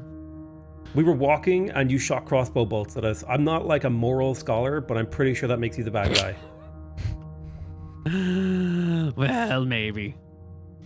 Maybe Can't by argue with your concepts of morality. But you know what? In this world, there are hunters and there are prey. And sometimes the hunters lose. You don't have to be this way. I take out my sword. I look at Cedric and I say, which one of us should do it? Do I what? shrug. I mean, if you want him Finish dead, him. I'll kill him. I say, may your soul go to Falumbra to be reborn as something better than what you are. And I give your death to Verasi in the hope that it brings better regrowth to this world through the hands of Terasa and Martha and the chaos of change of your death. And I start naming all the gods as I just basically execute this guy. Excellent. Make me a dexterity check at -3. Here you go. Not 20. You slice his head off. The creature turns to solid stone. The head, one block of stone. The body, another block of stone. The fuck? Is that thing gonna come back to life tonight? Maybe we should bring this body with us. We should It's bring stone. it with us. Here, I'll Oh, just, yeah. I will Don't use my think that's a maul of good idea. destruction to go and crack one of them. We don't have to crack them all. Crack what one of One of the stone guys, one of the stone dudes. the other stone thing is gone. Oh. It was Oh, there these for might a be while, but it conjured. is fucking gone. Crack it open There's now. its I'll crack armor this is one, left yeah. behind, its clothes are left behind, its sword is left behind, but its body, as you kick around the clothes, is just a pile of dust where the armor and clothes I- lay. I can't detect schools of magic if I detect magic, right? Can I? I don't know. Throw your detect magic in chat. Let's read it. Because I'm wondering, can we like detect if this is conjuration or something? I just want you to know I am gonna You're gonna skull dust it. crush this guy. Yeah. Wait, did So you I say don't that think the you detect ribbon school here. was gone? No, Riven's No. there, but Okay. the one that had turned to stone before is gone. And I assume the one that was flung off into the forest over here, like if I were to go look for it, it's not there. I don't know. Do you want to go look for it? Do you want to separate from the party and go search for it? It's 30 feet away. I think I can go 65 feet away from the party and not die. Yeah, it's you just a think? pile of dust as well. Weird. This So what reminds happens me of when the Cedric goblins. cracks it open? The other guy I flung away technically survived, by the way, but Yeah. just worth True. keeping When in you go mind. to we find should that get out of one, here. it's just gone. No Okay. dust, no armor, no Mm. weapons. Two did seem to escape. One badly injured. Both badly injured, actually. Yeah. Let's keep going. Hold on. You're mauling this guy into smithereens. That's right. You're not mauling the riven, you're mauling the stone creature, right? Yeah. That's correct. I'm sort of on board with mauling the Riven as well. I think we should see if the Riven is going to come back to life. I don't really relish the opportunity of seeing that. You can look away. I feel like we might be able to learn something from this, no? We have no idea what this is. This is, I mean, I'm as, well, probably not as scared as you, but I'm frightened by this as well. But I think we should find out more about it, right? You're not the one who's cursed, Elijah. We don't know if you're cursed. This could be like an illusion. This could be a bunch of different things. I wouldn't worry about it. I don't know. Like I think it's just like illusion. I don't even know if this is true. Are you really cursed? It's just an illusion. Cedric, you said you can remove the curse, right? Yeah. Do you want me to? Yeah. Cedric, give me a bend bars, lift gates check. All right. But wait, isn't his more like specialized in smashing stone? Absolutely. Armor. On a successful bend bars, lift gates check, it will create a hole large enough to allow a human-sized creature to crawl through without trouble. D20, right? It's a D100 actually. It's a low chance. I But have you a can smash through 16 for stone. bend bars. Yeah, so So I want 60% low? chance. Okay. Well, Yeah. There you go. The first smash just like cracks it into small pieces because it's a statue, and if you bash a statue with a heavy hammer, it'll break. I guess we never really talked about it, but When used two-handed on walls and doors up to 2 feet thick, the maul has a chance of smashing a hole in the door or wall equal to double the wielder's chances. Double the wielder's chances to bend bars or lift gates. The hole would be large enough to allow a human-sized creature to crawl through without trouble. Yeah, That's pretty good though. 32%. Neil, would that work like normal bend bar, whereas like you can't try more than once?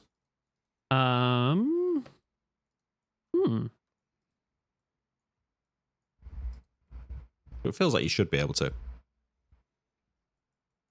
Obviously, it'd make a lot of noise if you were trying to sneak in somewhere.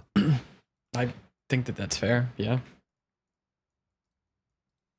Otherwise, I mean, you would just use a bent bars check, right? Have you guys? You guys have You never can't seen bend Well, bars it's a on a stone wall. wall. Yeah. That's true. in all your campaigns. You've never seen anything like this creature. Nope. Nope. Damn, that's Nope. weird. This is a new one. But do you remember in Outcasts, we learned that somebody had made like dragon human hybrids of different colors? And remember that like lord that we visited north of where we were based, and he had like lizard men guards. Yep. Remember?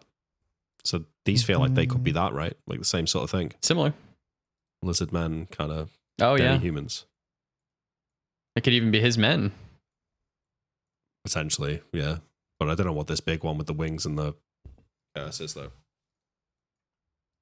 Civic. Never heard of it. But I wonder if the body will disappear when you cast Remove Curse. Yeah, you do a fuck little it. smashing. You Yeah, can too. smash forever. I think with this sort of thing, you might get tired after, if you fail after like 5 attempts. I might say you've been smashing a wall for 5 minutes with the mole. But you have 18 strength, so you have a 32% chance on this. So you're going to probably bash down any wall or door given sufficient time, given like 2 or 3 rounds. No wall can stand in your way. Sweet. Okay. I will keep Can smashing you him. remove curse me, please? I don't have it. I'm like actually. Oh wait, no, I do. Oh, you don't? I lied. I do. I will cast It's a remove curse on you. 1d4 casting time. It's a And 1d4 you need hours. a consecrated altar and some holy water or So some I holy explain oil. all of this to you. Okay. Yeah, I Can don't we do have any that? of that. No, sorry. You can consecrate Well- ground, can't you? Probably, but I don't have the holy water, man. You I don't? used to have holy water, but I think I took it off my character sheet when we were carrying all that loot from Ishtar's outpost. No, and I can't What make if I holy die? water either. Yeah, he'll be You're alright. not gonna die. We'll do it when you get back. I mean, curses are weird, you know. We don't even know if You there might is a die. curse. Yeah, You're we just don't even getting know like if the freaked curses out by like a exist. weird lizard guy. It's fine. No. Riven. Elijah, I it's placed my not hand the on weird Riven's lizard shoulder. guy. It's the dead fucking version of me sitting in Yeah, front it's, of us. it's probably just like an illusion thing. You're being a bit I of a think we should drama bring it queen with here, us. Riven. Okay, I put no, my I hand on Riven's understand. It's shoulder. If freaking you me out die, too you to see live dead well. Riven. I just think it's a little bit, I'm sure it's gonna be all. And I All right, hear do you know what? But I'm going to go and stand over there, this tree over here. When you guys are ready to carry on, I'm over here. Oh, you're not always in bring a bad mood. the copy of Riven with us? Like, is this not part of the curse? The dead thing? I'm walking away, okay? So you guys decide what you're going to do, because I'm not standing by it. Do you guys bring dead Riven with you? Should we bring this dead thing with us to figure, like, maybe someone can help us figure out what the hell this is? Let me smash it. don't smash it. Why would you want to smash it? What the fuck is wrong with you, Cedric? I've always wanted to smash Riven.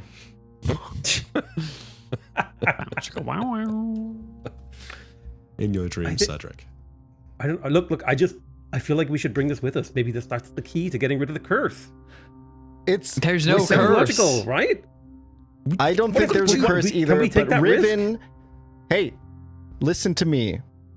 He looks at Wow, Zephyr, Elijah, you're so makes assertive. eye contact. I flirt with Elijah. Thank you. He blushes.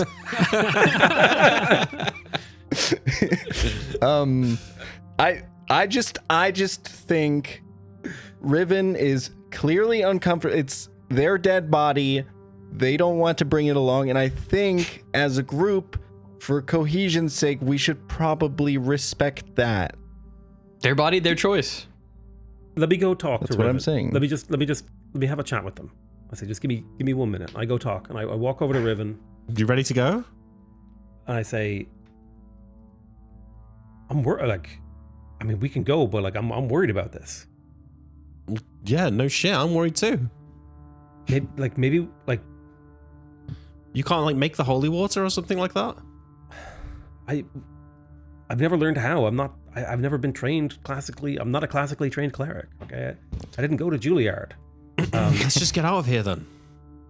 I say, whoa, hold on. Like, what if there is a curse and we need to like bring this corpse with us to get the curse undone? It's gonna wake up. We are not bringing that with us. No way. Come on, Zephyr. Don't be stupid. I give a big sigh and I say, I don't think I'm being stupid, but listen. It's what I would do if I was in your shoes. And I say, but look, I respect your choice. You don't know what it's like. I don't. You're right. And I'll respect your choice. Even if I don't feel super good about it. Come on, let's just get out of here. I'll whistle over for the rest of the party and I'll be like, and tell them to come. Come on, boys. I still think maybe you should, 'cause I think it's gonna fucking wake up and like come and try and kill me in the night. It'll be a revenant. Yeah, or what if something, it tries to hunt you down for the rest of your days? Yeah, exactly. So why bring it with us? I think Well, we could Cedric tie should it up smash and we it. could, like, Cedric should figure it smash out. its head. Cedric, kill it! Kill the thing! Break it! All right, Neil, I'll smash it.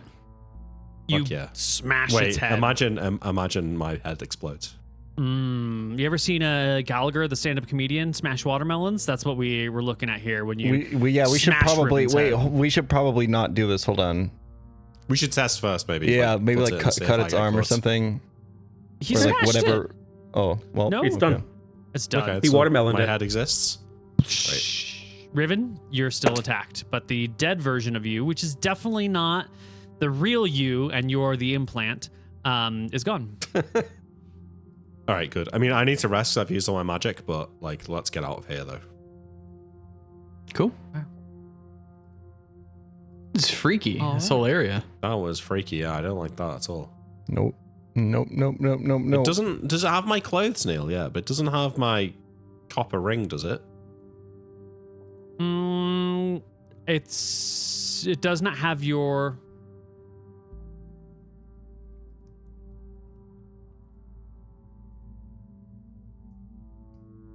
No, it doesn't have your gear. It has your clothes, but it also still has its giant two-handed sword. Oh, okay. Was the sword magic when I used my arcane sight? No. Okay. Good. Okay. You leave it behind. You head southward. That was odd. Soon you get to the point where you need to start wading through swamps and looking Let's rest for here. a tower. Yeah, it's like Let's rest halfway before through. we go into the swamp. But yeah, I think we should go into the swamp full power. How long do you That's need what I to think, anyway. rest? Oh, well, if Cedric puts me to sleep, we could do that, and then I would need 4 hours. But I mean, that's basically the end of the day then. Yeah. I think we should just, camp here and Look then for go a into the swamp in the rocky- morning. Yeah. Look for a rocky outcrop if we can near the swamp and make Okay. camp. Nick Camp, rocky outcrop, easy to find because you have plenty of hours to find a camping spot. Eventually, we all settle down for sleep. Oh, can I I get a do not heal sleep from well. Cedric today? Say again, Potato. I Excuse can me? hear Could I get a heal from Cedric today? you. Yeah. Who's ready for healing? D8s? 2d8 for me. 2d8 for you, One. and then this is... Ooh, that's good. This is for Potato? Oh, okay. Jesus. 2, Wow. I'll take it. I Martha. really need healing. You need healing too? All right, here's Yep. a d8 for you. Boom. Nice. Great. Nice. 7 for you. All right. And we're not comfortable enough out here to get natural 1 HP healing, are we? Not if you fight the same day. And I don't think you guys have tents and camping supplies. Do you guys even have food? You know, Oh, we brought food. pretty sure we brought food. I don't think we just hopped on a dragon without food. Okay. How much food do we have? It's a Like a good week's question. rations, I think we usually carry. What does that mean? 7 days. 7 days? Yeah, I think so.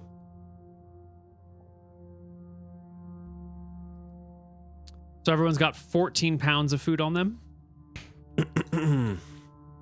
That makes sense. This has Yeah. been 2 I nights, so everyone should be down actually to 10 have- pounds of food. I have 20 pounds of food on me.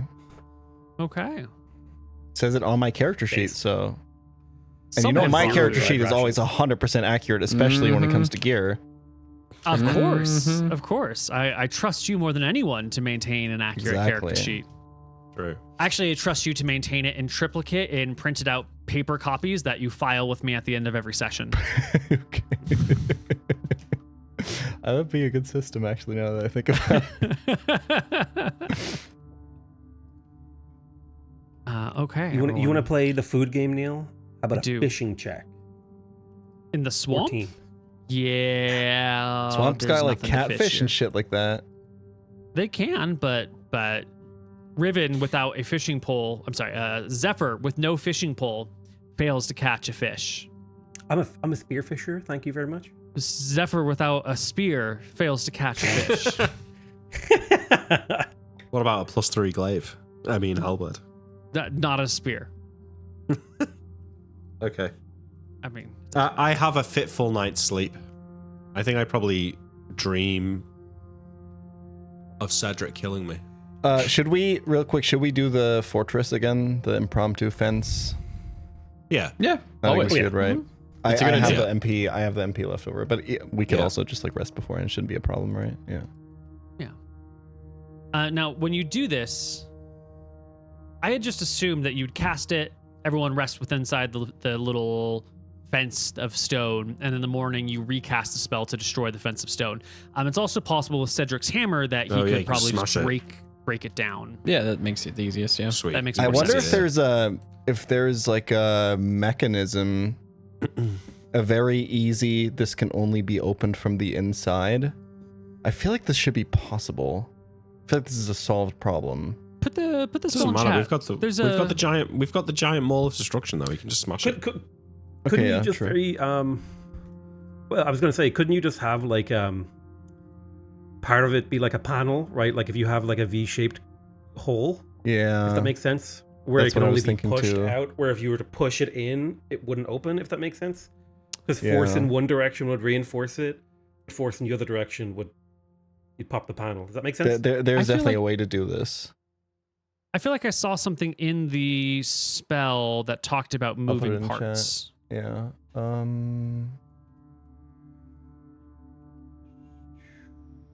shape. If the shape has moving parts, there's a 30% chance they do not work, Okay. which means there's a 70% chance they do work. And if they don't work, then we can just smash We just it. break it down. Nice. Okay. Smash. Easy peasy. Done. That night, everyone roll me a d20.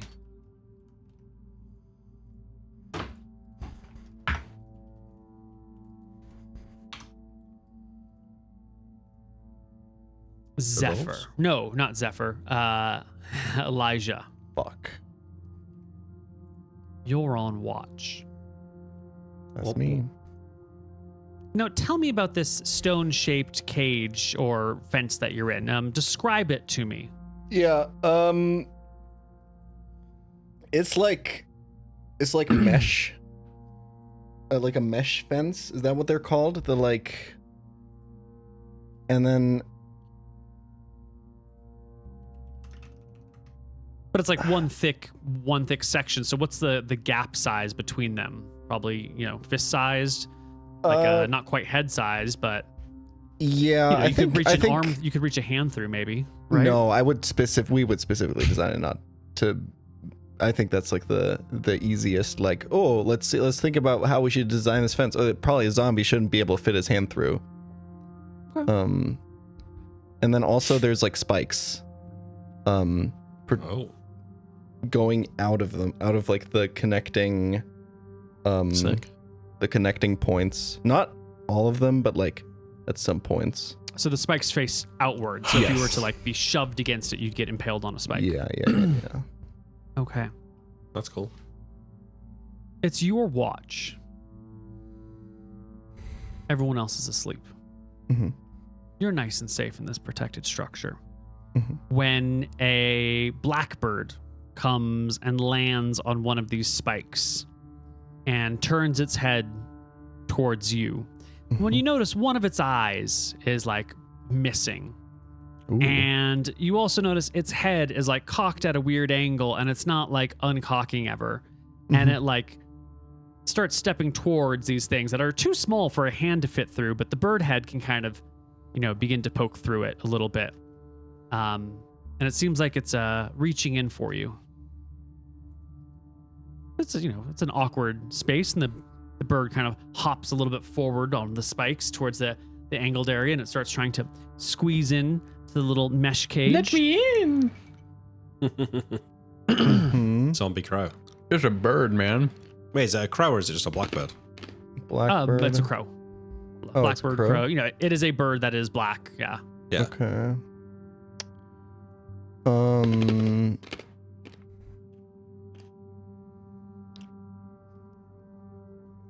You look Nice. at it. It pops forward, starts to squeeze on through. Okay. It hops towards you. It attempts to peck you, Elijah, but it's easy to brush away. Yeah, I brush it away. Mm-hmm. Does it seem it seems undead, doesn't it? The eye and all that. I mean, you've never known a bird to try and come in through a cage and peck you in the middle of the night for no reason. Yeah. I'm going to thinking here. What would my initial reaction? Do we have a fire going? No, not in this little cave. Not in this cage. It's too small.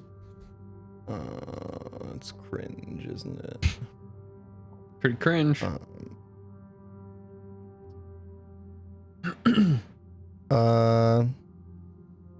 Thinking. It makes another peck at you, but you brush it aside easily. I'll cast. Yeah, I'm gonna cast Earthen Grasp.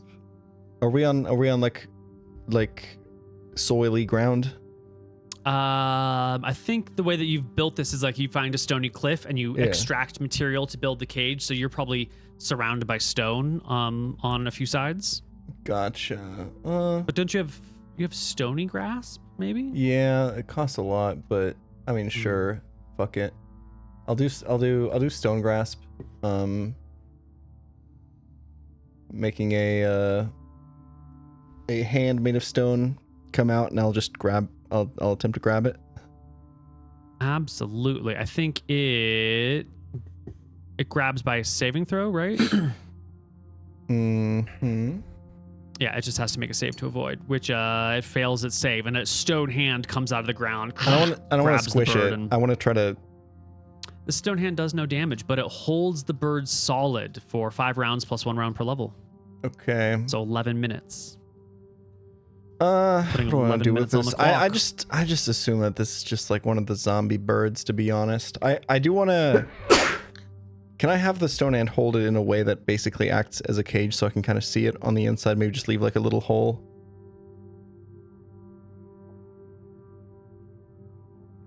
I don't know.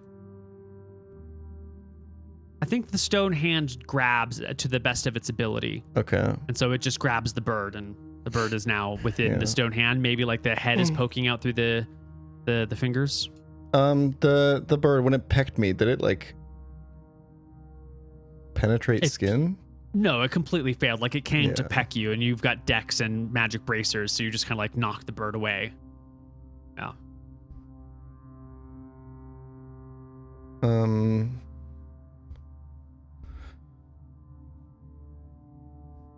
Yeah. Poor guy. I kind of don't. I feel like everyone's just kind of had their well-earned sleep here. I feel like I have a pretty good idea of what's going on. Yeah. I will. How big is this hand? Is it just human sized? No, it's a large enough hand to grab a person's leg. So I imagine it's actually quite substantial. Does it say? Yeah. It doesn't say. I want to. I want to open like a really small gap in the fingers and stab the bird with my sword through it. The bird crumbles and dies. Does it leave a body? Oh yeah, it doesn't crumble to dust, but it just like and stops. Yeah. Your little rapier does more than enough to end the sad, pitiful creature's existence. Okay. Okay, well, that's that. Morning comes, the rest of the party can wake up. I don't even know what you do with the bird corpse once the hand is gone. I yeet it out Do I of the smell it? cage. Good morning. Nice. Morning. Anything interesting happen? Morning. You know, it's there. I think a zombie bird flew in the cage last night. I That'll got do rid of that. it. Really? Yeah. Zombie bird. What did it do? It just came inside, started like trying to peck at me and stuff like that. And I immediately got rid of it super cleanly, super easy. It wasn't really an issue for me at all. It was just, weird, noteworthy, but not really. But didn't think it was necessary to wake you guys for that, Smart. Yeah, no, that's fair. It's probably nothing. Like, it's probably just a dead bird that died nearby, and this land is cursed with undeath. It's not like There's like a necromancer watching us and using crows to observe us. That's probably not happening. Anyway, let's get it started. Right. So I look out across the swamp, Neil. How big is it? Like, how is it going to be beyond hard eyesight. to find is it going to be hard to find the towers? Like what I'm...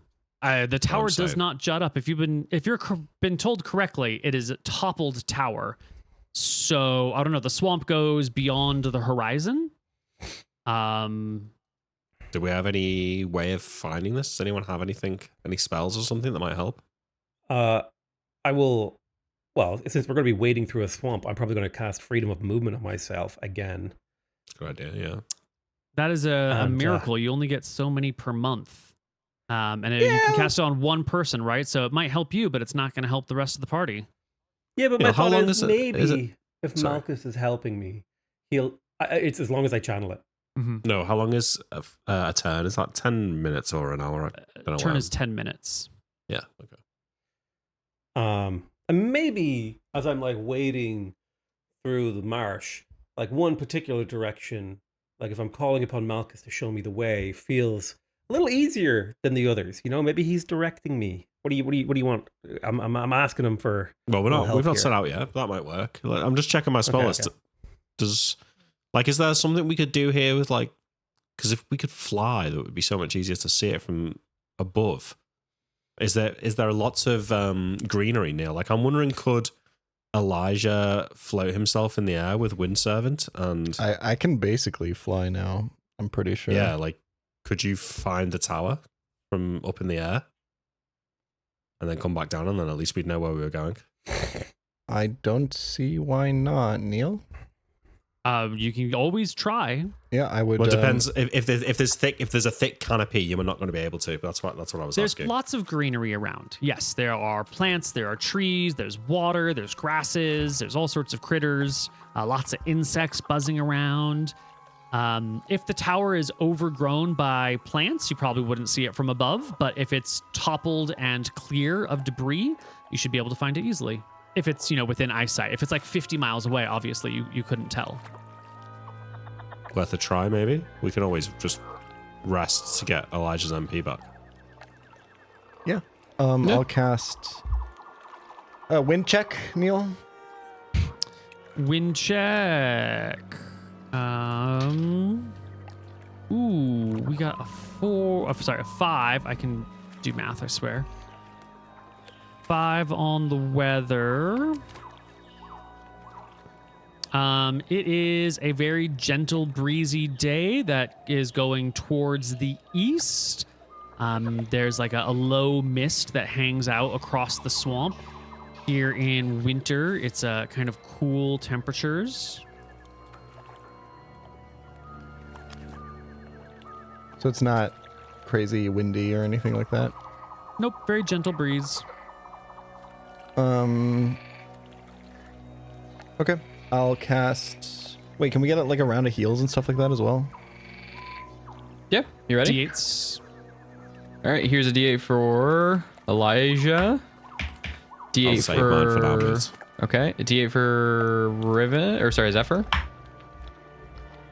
And then everybody's back. Perfect. You have all of your fake HP back or whatever. Yeah. Beautiful. Yes. Take HP 6, right? Correct. I want 21 health. That's not bad. You can do +6 in the current thing. It'll actually do it, right? Yep. Yeah. Cool. Okay. Yeah, I would just... I can get myself up pretty fucking high with this, too. And if you were to somehow fall, you've got Featherfall to come back down gently. Exactly. Yeah, I would, and like this lasts long enough, like I would just cast Wind Servant before I cast Ride the Wind, so that Ride the Wind would run out second. I think Ride the Wind lets you descend and ascend. Yeah, I think I can... I'm assuming Wind Servant, the way it works... No, it's from... Okay, Neil. What is my limit with Wind Servant to... 1 pound per level of the caster, twice as much if it's light or airy, like a... Oh. But he's asking if the distance changes when he moves, right? Yeah, is the it radius relative to from the him or- initial point of the cast, or is it from me? Because if it's from me, I can go really high. I think it's from What you. I goes think up it must goes come with down. you. Yeah. So if it's So you can just fly. like, yeah, because if it's... So this lasts 6 rounds, right? And I can move myself 120 feet per round. If I just continue going up, I can go up to like 720 feet in the air. Yes. That E, where it says movement rate 12E, is a reference to your maneuverability and how fast you can change directions with it. Yeah. E is the worst level of maneuverability. I So if see. you start moving forward, you can't like 180 and turn back. I think it's like a 4-round turnaround Yeah. time. Yeah, I would But if probably you're just play- going play. straight one up, round you're per level. good. I would just play it safe. I don't know. Yeah, I'll cast Wind Servant, and then I'll cast Ride the Wind on myself, and just blow myself up in the air. And I'll Wait, keep... hang on, sorry. Just Ride the Wind lasts well longer than Wind Servant. Is this true? Oh yeah, it's 1 turn per level. Oh yeah, it's Yeah. easy. This is super free. I'll go all the way, Neil. I want to go up way in the sky. I'm rising 720 feet into the air. All right. So with Ride the Wind, you can ascend automatically on your own, but then you get blown around. So with Wind Servant, you can prevent yourself from being blown in any direction, and you can just very gently control yourself in all axes. Perfect. This is pretty impressive. You see rise Elijah take off. Yep. way up in the air. The balding bureaucrat ascends into the air like it's the fucking rapture. I imagine he kind of just like he doesn't really have a flying pose, so he just kind of hangs there like kind of awkwardly. His like robes flapping in the wind. He's just kind of like looking back and forth. His limbs are like hanging down.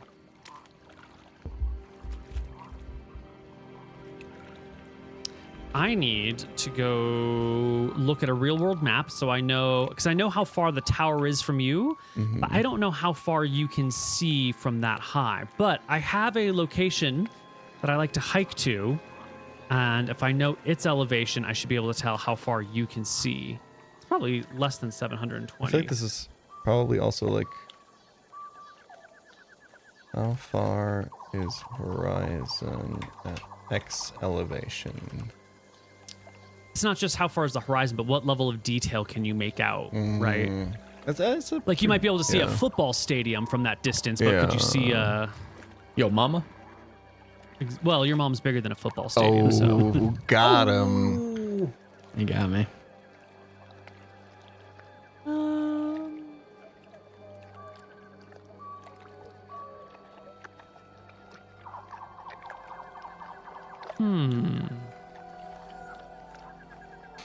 I think you can see pretty far in all directions. There are trees, there are marshy areas, there's watery areas. You can get the sense that it's not like a big pool of water style swamp. It's like lots of little pools here and there with walkable land in and between it. It's not like the Everglades. It's more of like flat land with like little depressions that drop below the water table. So you're going to be able to walk on solid land in and out as long as you're weaving around.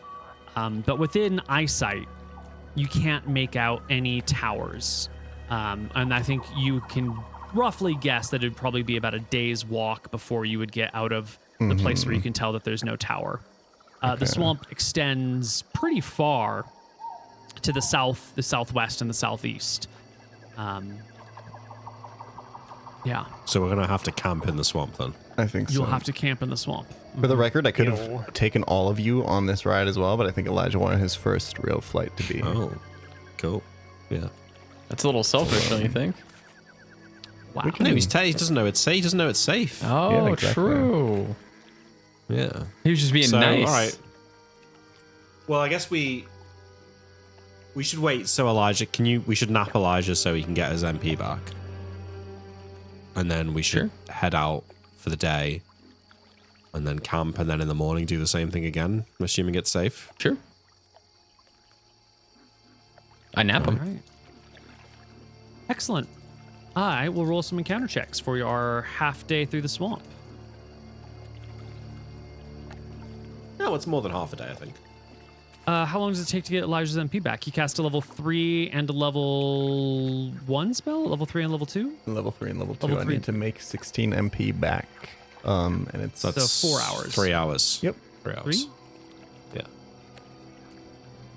Ah, yeah, 3. Okay, that's fine.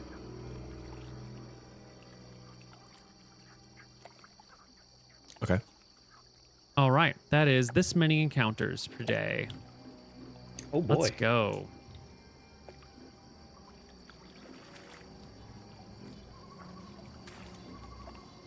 And our times of day when we have these encounters.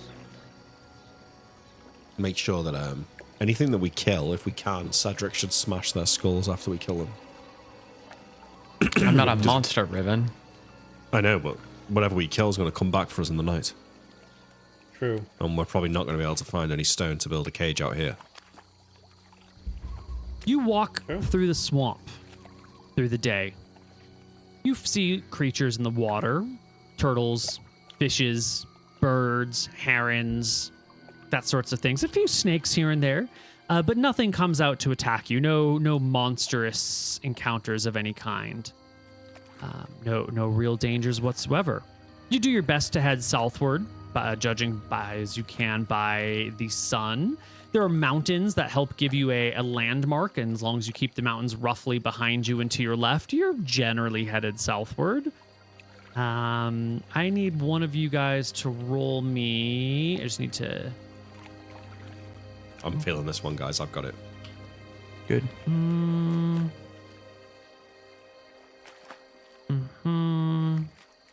What do you want, Neil? A D20? Hold on.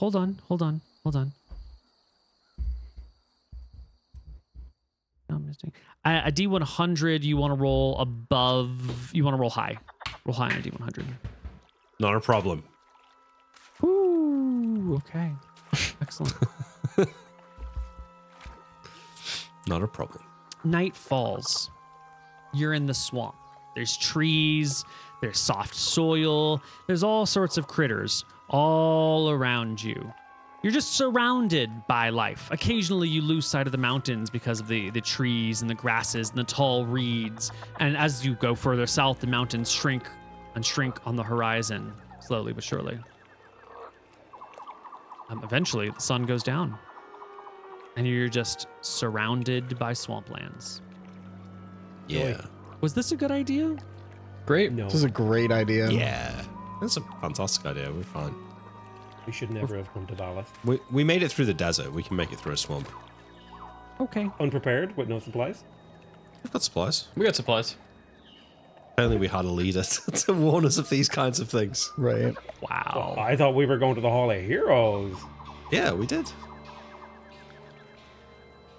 Okay. I think this is a perfect spot to end our session for the day. When we come back next week, we'll be in the swamp. We're on our way to the tower, which everyone tells us is worthless to go to, but we're going to it anyway. And yeah, we got a couple days worth of food.